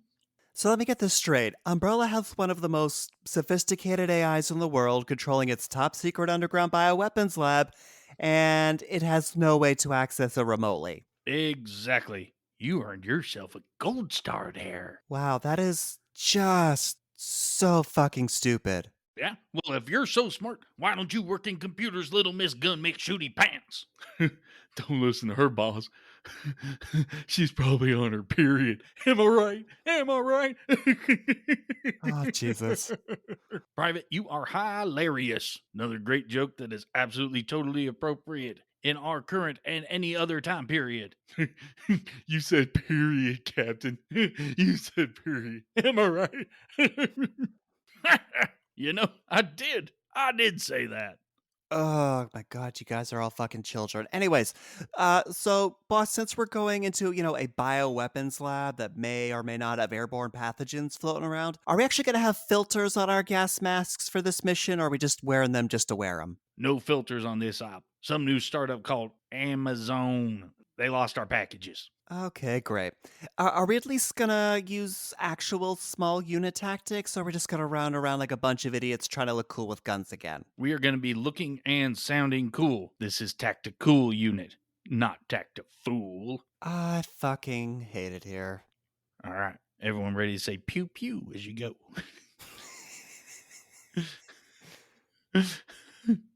Bang, bang, bang, bang, bang, bang.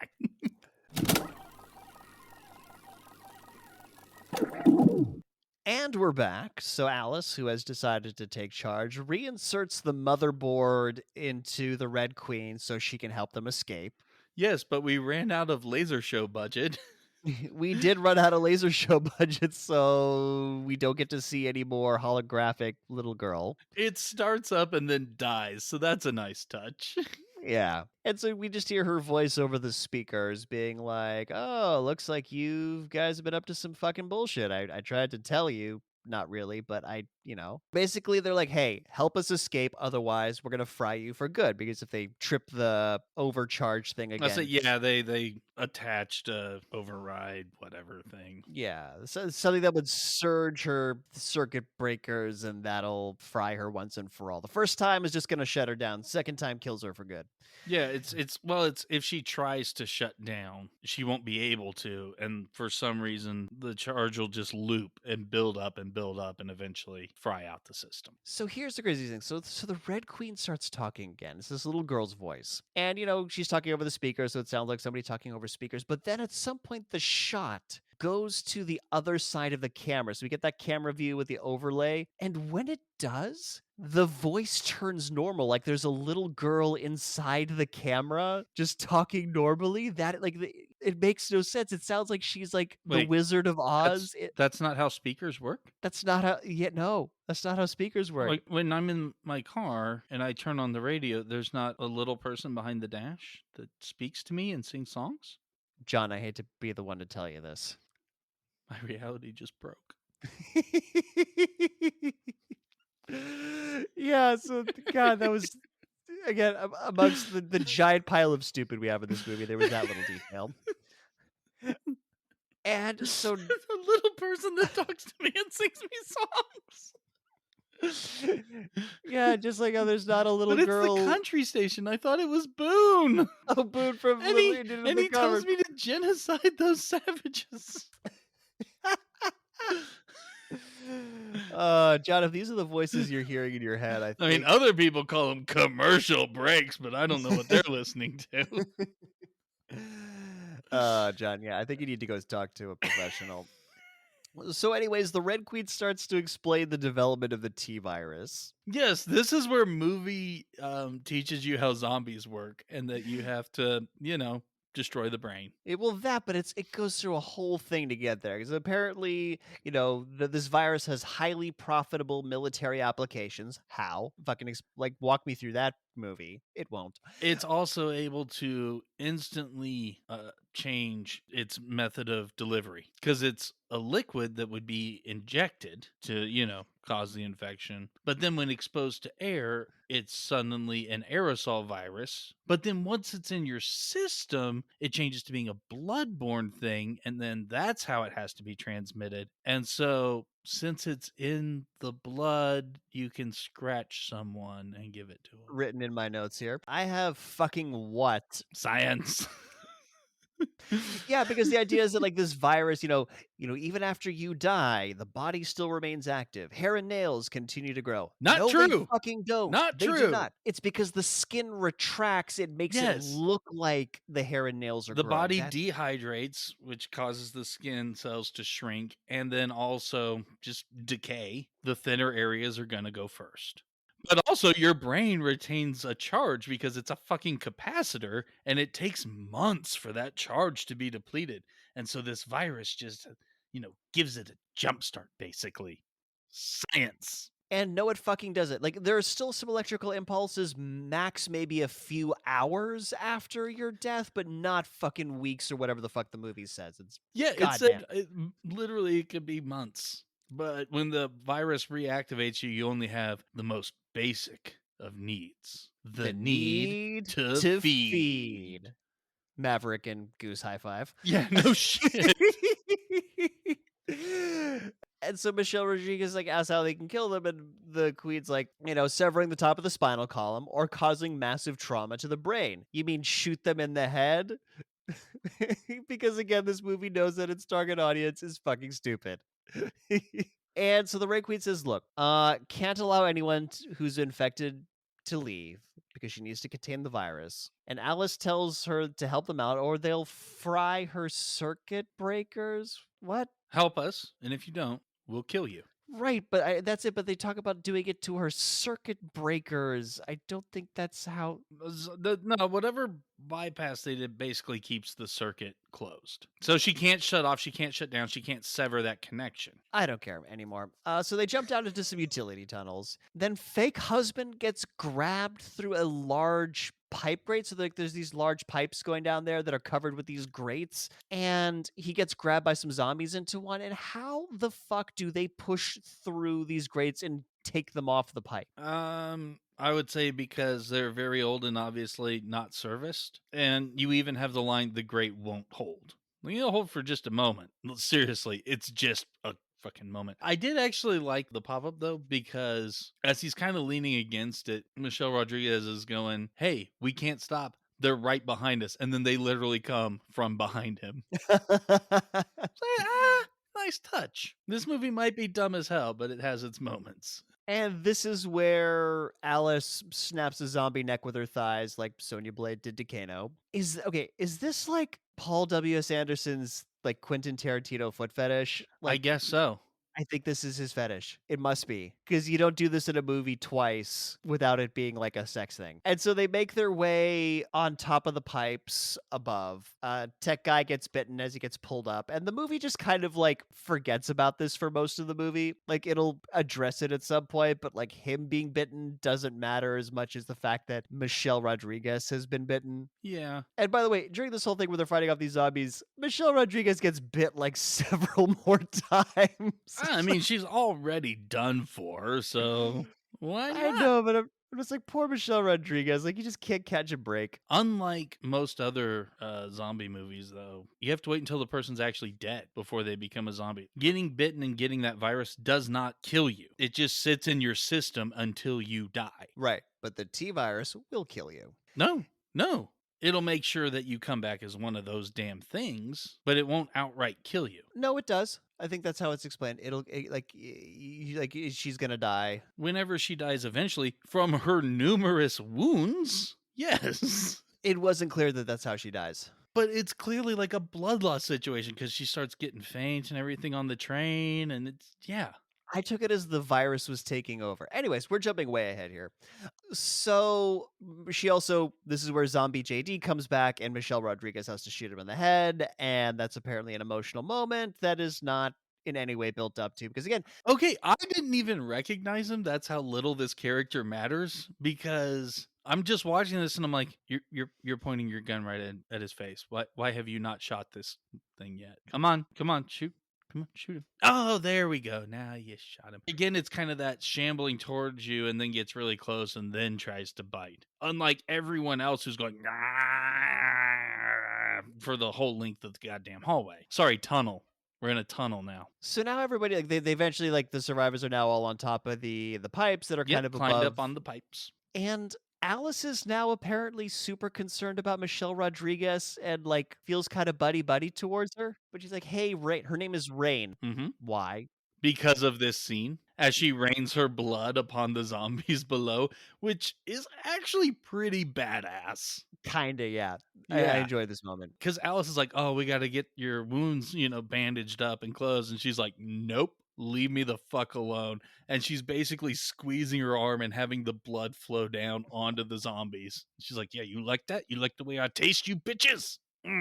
That's pretty hardcore. Yeah. It is admittedly a great moment. But like her affinity towards Michelle Rodriguez, it just happens. They become buddies from this point onward, and it's just not. Yeah, Alice gets like an attachment towards everyone else that is not. She doesn't even know her life from 3 days ago. So she's got to make friends where she can.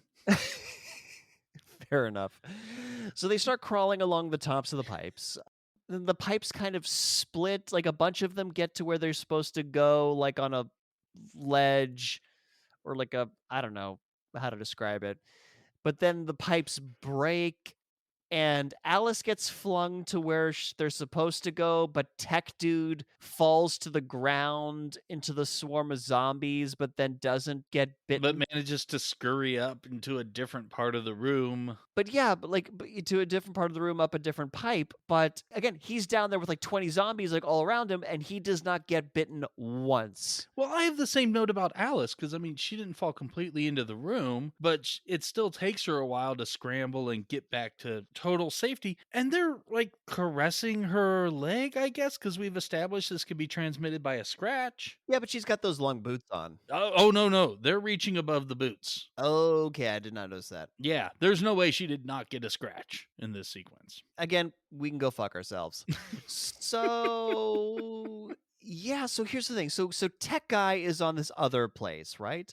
And the movie makes a huge deal about how he's only got one bullet left in his revolver. And they're like, just wait there, we'll get to you. And he's like, no, go. And he's gonna clearly shoot himself in the head and put himself out of his own misery. We see him put the gun in his mouth. The rest of them flee. We hear the gunshot. And you hear the gunshot. Alice has this pained look on her face. And then we go back to the dude, and he's pulled the gun out of his mouth and shot a zombie. And he's like, you're going to have to work for your meal. And this moment of He got tension the is, will to live, and apparently he had an escape route from where he was sitting this whole yeah, time. he had an escape room. This whole moment is just completely negates itself because he could have been like, oh shit, well, hang on. I'll try and meet you guys somewhere else and like run through the hallway that's behind him. Yeah, this opening that apparently was very clearly behind him. Very clearly behind him. Like he can stand up if you just got to crawl like 5 feet and then he can stand up again. So dumb. Anyways, the others crawl out of a grate into another lab level, and Michelle Rodriguez is not feeling good. I think she pukes in this moment. We see the liquor running through the utility tunnels, and so Michelle Rodriguez, who's has to be slung over to the guy's shoulders, says, "When I get out of here, I think I'm gonna get laid." To which one of the guys replies, oh, you might want to wash up first. Oh, it was a fun moment. Keep your spirits up in the face of impending doom. Very nice. And then Alice looks around at the labs and has the most insane, vivid hallucination. Yes, we have now traveled back in time. Back in time to when this was a functioning lab, and she watches in her hallucination a bunny getting injected with the T virus, the blue liquid, and then injected with a green liquid. Out of the double helix vials from the very beginning that were being put in the Yes. case. Yeah. She remembers that, oh fuck, there's actually an antivirus. Hold the fuck on. Her job was security at the mansion. That is her job, to guard the entrance. But at some point, she was down here in the hive to witness them doing the experimentation and overhear everything that was being said. Yes, I don't understand what your problem is. This is a perfectly natural sequence of events. It's so stupid, because why would they bring her down? I can't hold that. She's a security guard. It's like, hey, your job is to guard this mansion and make sure nobody gets in. She doesn't need to know anything else about anything. They could have given her any story, but apparently she gets to go down for a field trip into this fucking secret virus lab. Well, she has the access codes and the surveillance plans. But why would she? She's doing the surveillance. That's a sentence that was just said, doing the surveillance. There's no reason for her to know what's going on down there. That's just bad security. But anyways, that's not how Umbrella Corporation does anything. How can I protect this thing if I don't know every single minute detail of what it is I'm protecting? It's very simple. You and one other dude, and only you two, are going to guard this giant mansion that you could in no way adequately guard just the two of you, with a bullshit cover of you two being married. Anyways, so there's a cure. Jesus Christ. She remembers. And so Alice and business casual Dane Cook enter a semi-flooded lab. Where is it? It's not here. Where's the antivirus? But before she doesn't find the antivirus, he asks her how she knows what's going on down there. And she tells him that she was going to steal the virus and that she was his sister's contact. Why were you going to steal the virus? All the flashbacks indicate, I don't know. But he accuses her of betraying his sister. And given what you know, why in the fuck would you think she betrayed your sister? Given everything that you know about how shit went down there. So we could have sinister reveal? Sure. Go fuck myself. That's just going to be my standard. So she goes to the robot arm pod thing that we saw in the opening shot, and it's broken open, and the antivirus isn't there. The fake husband comes in, and he sees all this, And this gives him his own series of flashbacks. We flash back to him using like a long distance listening device While nearly T-posing. while nearly T posing. He's holding it straight out like he's gonna shoot them. Like, straight out to the side. He's inside the mansion with a long-range mic, and he's not just sitting there, he doesn't have it set up on a desk or something. He is standing next to a window and holding it straight out to the side because stylistic shot? Stylistic shot while he gives a very menacing look, Oh, like a yeah. deep because we need to know that he's the bad guy. And so he's listening to the conversation between Lisa and Alex about He said Alex, and I'm keeping that in. Alice, whatever, fuck it, I keep it in. And so, Alice is like, "I give you the codes and the surveillance plans, but it's gonna cost you." And Alice's like, "Well, what's it gonna cost you?" Like, "You need to bring this corporation down. That's the price." So the price for getting you the access codes to the lab and the security layout so that you can get in and out with this, the price that you have to pay is doing what you were there to do. Yes, that's not a price. That's not a thing she has to give up in No, exchange for it's anything. not. There's no. I'm stealing Nick's lines because go fuck yourself. That's why. And just to make it even stupider, his big plan, instead of, reporting to whoever the hell they report to now that he has this information to get rid of the mole that's down there in the lab, and, instead of handling this properly, his plan is to fuck Alice to sleep, Yes. write her a note, Mhm. and then go and steal all this while unleashing the virus. So here's the thing. He's gone rogue himself, but the opposite direction. I'll say, was the idea that he's gonna take this to go and like sell to the highest bidder then? Yes, that's exactly what happens. He does reveal that. Okay, so that means that he actually did his job as security and did not go down into the hive to find out about this thing. It's almost like he just found out. No, he knew about it. I think he was just like planning his robbery of the whole thing. Maybe he had to like up his schedule because people are going to be sabotaging the company. He's got to get it out while he can. Exactly. Mm. Alice now remembers his name. It's Spence. And so Spence grabs a gun that's just lying around and tells Alice to come with him, basically saying that like they can sell the T virus and become rich. And Alice doesn't want to go with him, doesn't want money. And then business casual Dane Cook tries to rush him from the front, and rightfully this does not work. He just gets a gun to the head. He's like, "Hey man, don't make me waste a bullet." Like Yeah, I kind of I might be needing these bullets. So yeah. yeah. Michelle Rodriguez asks him where the antivirus is. It's on the train. He almost made it out, but Yeah, the he Red starts Queen. laughing. He's like, dude, we fucking had it. It was like 3 feet from you. Yeah. I just realized the symbolism. What do you mean? Okay, so anytime that anyone gets asked a question, they actually have shit explained to them. So that means everyone is on the level. Like on the case with the bubble. John, I still haven't forgiven you for Santa Claus the movies, so maybe you don't Hey, make you're those jokes. okay. You and Jules are normally the ones making the bad puns, and that's the first facepalm I've seen you do. I don't know if there have been others because of how heavily I was facepalming throughout this episode. I am owed something, damn it. Fine, fine, you get that one. Everybody gets one. Thanks, Spider-Man. So yeah, it was on the train. Apparently the Red Queen gassed him on the train. Yeah, this is basically his Scooby-Doo villain thing where he's like, would have gotten away with it if it weren't for those damn exterior defenses. And their amnesia gas too.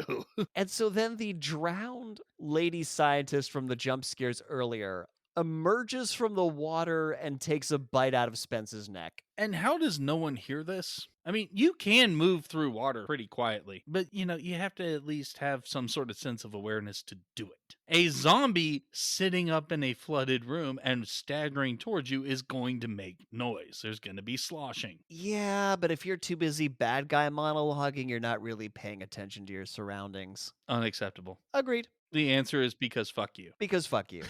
There we go. So he kills the zombie and he backs out of the room. And right before he locks them in, he says to Alice, "I'm missing you already." Aww. Business casual Dane Cook is like lamenting that, this fucking guy's gonna get away with it.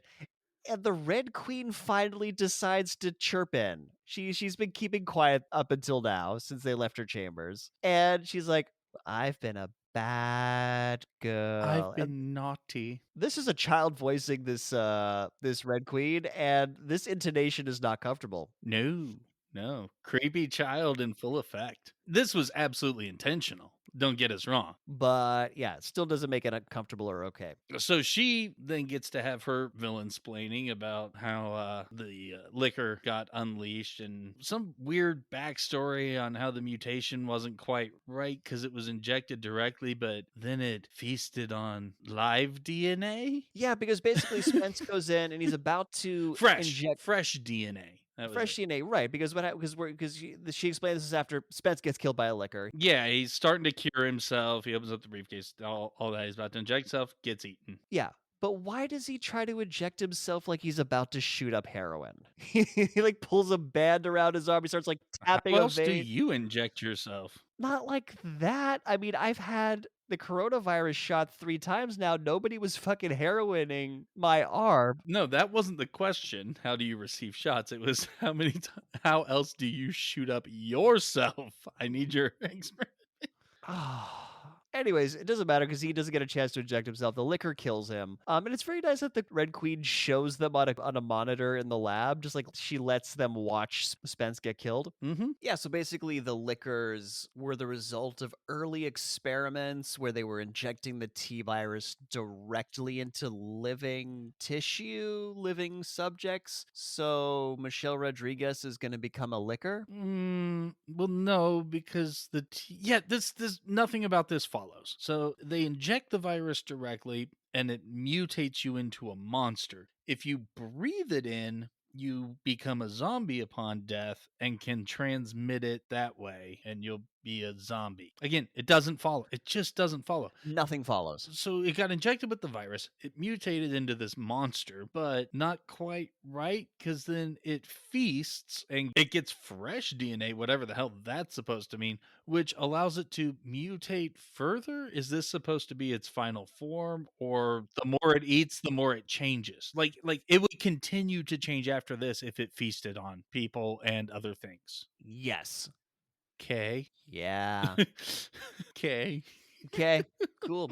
Doesn't matter because we only see it happen once, and that's it. Yeah, exactly. That's why I had these questions. And so they figure out that basically the Red Queen was keeping this liquor that has been tracking as an ace in its hole in case it needed to stop them from escaping because they were infected. I didn't think any of you would even make it this far. But they did, Red Queen. And so she didn't tell him about the antivirus because this long after infection, there's no guarantee it would work. So she knows about Michelle. She does know about Michelle Rodriguez being Yep. infected. Yeah, because then she says, I can't allow any of you to leave until you kill her because I will not risk this escaping. So the pressure gets ramped up because the liquor is now trying to bust through the reinforced glass, which won't hold forever. And she will not give them the door code to get out of this lab unless they kill Michelle Rodriguez. And Michelle Rodriguez tosses Allison Axe like, look, you got to kill me. It's the Yeah, only she way. tosses her a pipe, gets down on her knees, and kind of just like leans out, puts her head down. She's total fucking badass till the end and just do it. At least someone's gonna make it out of this mess. But then the power goes out, and it's Tech Dude. He fried the Red Queen. They escape into the adjacent room right as the liquor bursts in, and they lock the door behind them. And again, this CGI did not age well. PS1 cutscene. So the survivors make it to the train. Alice, the others go inside the train. Alice goes to the back of the train where Spence was killed. He's like dead there. This is where all the blood budget went. Apparently was not torn to shreds by this giant liquor, by the way. His body is still very much intact. It just needed a bit of fresh DNA. That's all. And he's like, well, this tasted all right, but I got like 3 more down over there. So, I don't want to fill up on this guy. yeah. Seriously. You know? Jesus Christ. We know this because its brain is exposed so you can see it thinking. Literally a big brain move. And so, with 10 minutes left in the movie decides to introduce ice blue zombie eyes as a Okay, thing. I had it in my notes, but I didn't have time to go back and watch. I was like, why does not husband have bright blue eyes? Some zombie movies do this, but they do it throughout the entire movie. This has not been a thing until this moment. I'll say maybe it's a variant because they were the first infected and then it gets transmitted through the bite. So this is the virus mutating as it goes. Yeah, he got the White Walker variant Mm-hmm. Michelle from Rodriguez will get it too. yeah. So she whacks him with the axe, and before she does, she's like, "I'm missing you already." See, they've got that thing. They got that thing. That's between them. That's what we say. It's cute. Yeah. All our friends are totally not annoyed by this fun thing that we do. And we tell each other all the time. It's fun. It's the basis of our relationship. And she drops her ring because she's done with this toxic relationship. And she grabs the container with the levels on I it was about to for say, does she keep it level? That's the important question we must answer. if you put it the slightly off tilt, the antivirus won't work. What the fuck? So dumb. Well, I mean, it's gonna get tilted and stuff as you carry it, but I think you have to open it on a level surface. I mean, it's advisable, but I That's feel like you don't need a absolutely key. level to know that it's level. Like the levels are overkill. They're completely unnecessary. We are still talking about this is how fucking dumb these levels are. They are still blowing our That's minds, how and vital they are to this movie. How can you not talk about they the level? are a plot point. They are a legitimate. They might be the B and or C story of this movie. So Tech Guy gets the train moving. They're leaving. It's speeding down the tunnel. Alice gives Michelle Rodriguez the antivirus, and she makes Alice promise her that if she turns, she'll kill her. She'll take care of it. And Alice says nobody else is going to die, and that's a lie. Yep. Also, the Tech Guy gets the antivirus, just in case you had forgotten that he had also gotten bitten earlier in the movie, because they don't make any fucking fuss about that. Michelle Rodriguez, this is a great moment. I enjoyed this. They do a bit of a death fake out for her. She kind of like slumps over, and you hear her breathe out, and you're like, oh shit, she's dead. And Alice is like very choked up about this for reasons. I don't understand her attachment to Michelle Rodriguez. She has no past still. She's remembered a lot of it at this point. Anyways. She remembered stuff from the other day. Okay, fine. Still, this is very needy behavior. And so she picks up the gun and is about to shoot Michelle Rodriguez in the head. Michelle Rodriguez like slaps the gun away, and she's like, I'm not dead yet. Annoyed that there was a gun in her face. It was a great. I have good job grabbing the gun for Alice. Right. I have bad idea slapping the gun for Rain. Because instead of using her words, seeing as how she's on the edge of death and be like, oh no, still here, she tries to grab the gun really quickly, which could absolutely cause you to get shot in the face. Yeah, but like she could also startle her with her words and also get shot in the face. I feel like getting the gun out of your face is the way to go. I think Alice, I'm not gone yet, is a lot less startling than slap. Very true. Very true. And now we get liquor attack. Yay! How did the liquor catch up to a speeding train? Once again, Because go fuck go yourself. tongue fuck yourself.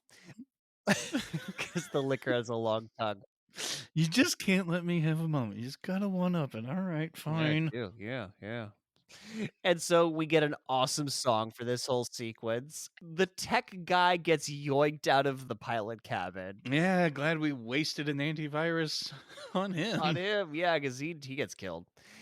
And the liquor comes through a solid metal door, which smacks into business casual Dane Cook and doesn't kill him. Okay, I know the answer is go fuck yourself, but I have to bring this up. The liquor can claw through this very, secure train. Yes. But could not get out of its own pin that small caliber bullets could puncture. I think it was sedated and the power going off got rid of the sedation. But only one got out. We don't know what are the other ones. The other ones could be empty. I highly doubt it. I mean, yes, it's possible? You never know. Just redundant containment chambers made out of paper. So yeah. And now once again we get Matrix inspired stuff because Alice shoots the liquor in the head and we get bullet time. That is almost exactly my note, which reads, I'm so glad that the movie showed us that this gun fires bullets because Matrix. Because Matrix, exactly. And by the way, we're told that by shooting T-virus creatures in the head, you kill them, but this liquor takes like 4 or 5 bullets to the brain and just keeps going. The exposed brain. So bad. So the liquor grabs Alice around the ankle with its tongue. Oh no, they skinned Yoshi.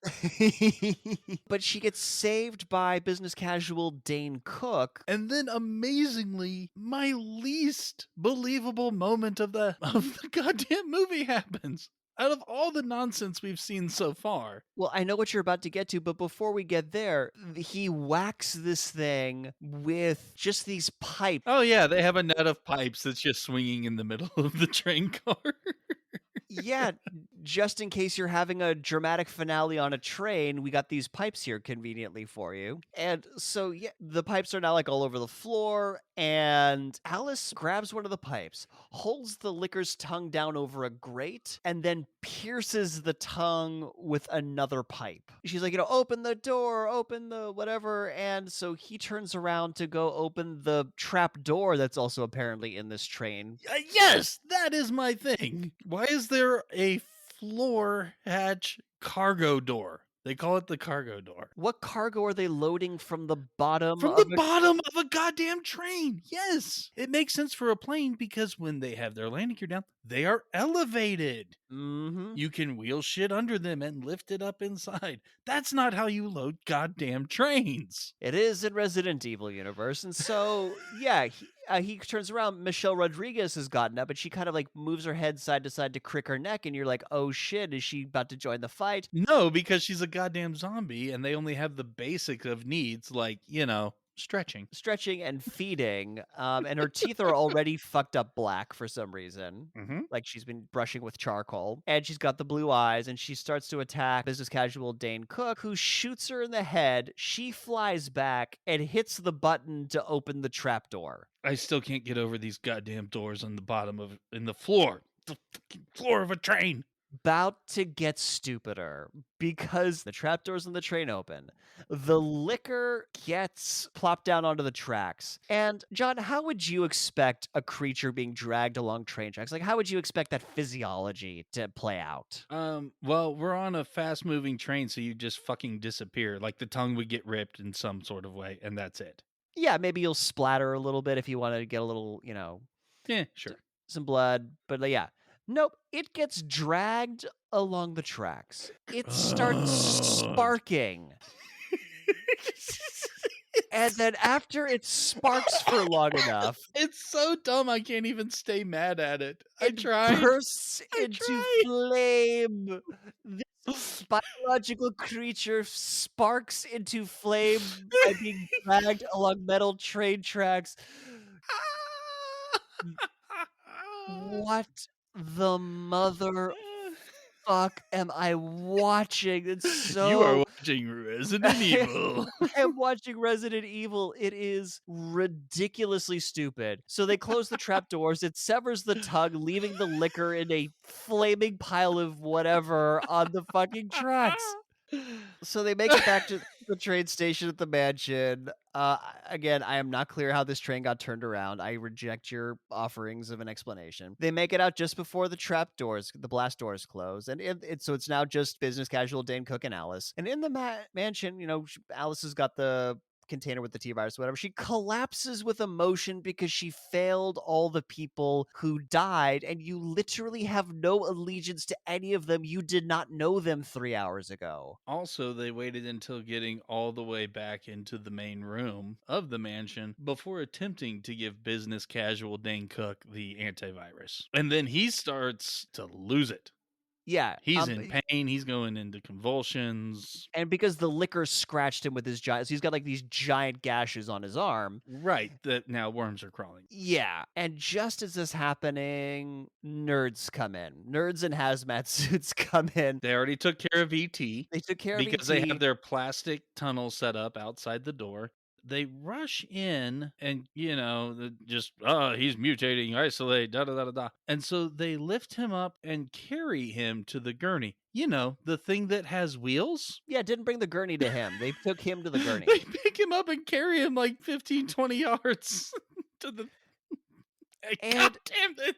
again, the gas masks have no filter. And then Alice, who's like, thigh snapped zombies and like shot dogs in the head and like all this shit. She's apparently overwhelmed by nerds in hazmat suits. Like that is her one I weakness. think she's just too emotionally traumatized at this point. But she kicks a few of them, but can't get like they just overwhelm her. So they take away business casual Dane Cook. We hear Jason Isaac say, "I want him in the Nemesis program." Yeah, this is when you are like, "Holy shit, I'm pretty sure that's Jason Isaac's face." Yeah, you see him. Well, you see like a flash of him in the hospital, and because she eventually gets taken away. Oh, and this is where Jason Isaacs has my favorite mispronunciation in his American accent because he doesn't say Raccoon City as we would say in American accent. He says Raccoon City, which is how you would pronounce it in a British accent. Right. Jason Isaacs says, "Get your team together. We're going to reopen the hive. I want to know what happened down there." Seriously, is this facility not networked to anything else? There's no way to remotely access this facility. Yeah, and they also say to take her to the Raccoon City facility. And like, wasn't this it? Well, apparently it's one of many because they take her to an Umbrella Corporation hospital. She wakes up in a locked hospital chamber. With a small bit of white on her once again. Yeah, she's like gently, like, covered in a napkin, Yeah, it's seriously a large napkin. full of needles and hoses, and we see a very painful sequence of her like yanking these out of her body, including her head. And I got to note here, Alice was doing the shaving only one side of your head thing before it was cool in the mid 2010s. And as she's yelling through the two-way mirror for them to let her out, we get a zombie jump scare of it walking across camera. Yeah, it pans out to this like empty innards and just a silhouette passes by the camera. It's not even much of a jump scare. I mean, the music makes it a jump scare, like the insisting upon you being scared music that a lot of movies do. Eh. So she takes one of the needles that was just in her and she Oh, uses it. Okay, again, because we're okay. not done with Cargo things. bay doors are still stupider than this. Cargo bay doors on a fucking train in the floor, still worse than using a needle that's not sharp but covered in fake blood to push into the swipey part of a card reader, and that shorts out the door or something so that it unlocks and opens it. She opens a door by sticking a needle where you would swipe your card. Where you need the magnetism of the Yeah. card is what would open it. Yeah. So this and like Blood has non-magnetizing, iron, iron is magnetic. Solved. jaw-droppingly Science, stupid. because science. Just how, like, when you're in an MRI, you lose all your blood and it vacuums it out of you because magnets are reacting with the iron. Science. Don't get MRIs. My brain. Anyways, so she walks through the hospital. It's empty. She puts on a lab coat as she exits the hospital, kind of like how she put on a white robe as she was exiting the bedroom earlier in the movie. And outside, we just see cars and trash, like everything. There's nobody around. She's just walking through this abandoned part of town, cop cars everywhere, walks past a convenient newspaper headline that says "The Dead Walk." And this isn't just this movie, this is a lot of post apocalyptic movies. How were they able to print and distribute newspapers in the middle of a crisis like this? A local newspaper, by the way. Because they've got a job to do, damn it, and the public needs to know. Yeah, because we also see news vans sprinkled among. And again, like how these cars are positioned makes no fucking sense. Like I'm not going to describe it because we got to get It's going. movie soon. apocalypse happened. Movie apocalypse, but just bizarre. She grabs a shotgun out of a police cruiser. She hears zombies in the distance, locks and loads, and pulls out, and we see more of the wreckage, more of the city. And the last stupid detail before the credits. You're looking at these like skyscrapers, like on like the 10th, 15th floor. how are they these giant splotches of blood on the outside of windows? Like somebody chucked a human being against it, made a giant blood splatter, and they fell down. There's just No, these. my mind went to the fake skyline from down in the Hive at first, so it took me a second. But yeah, no, I know what you're talking about now. Because some of the windows are broken, and yeah, there are blood splatters on the outside of a building, but 20, 25 floors up. Well, that was Resident Evil.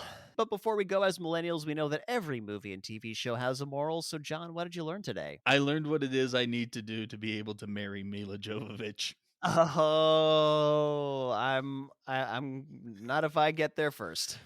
And I learned how to not be tactical, just how to not do anything tactically. And also before we go, we of course need to tell you what we're doing next time. John, what do the folks at home have to look forward to? They can look forward to Scream. And I have a 1-star review for this classic. I have to say I was seriously underwhelmed by this movie, though possibly more than I would otherwise had there been not so much hype about how wonderful it was. The first sequence was very well done and would have made a good short film, but the whole "aren't I cool having all the characters in my horror movie talk about horror movies" thing got old very fast. It was a good idea, but overused. In the end, I gave up and watched the last half on fast forward. Ah, so that's who did it. Well, ho hum. Ah. Jesus.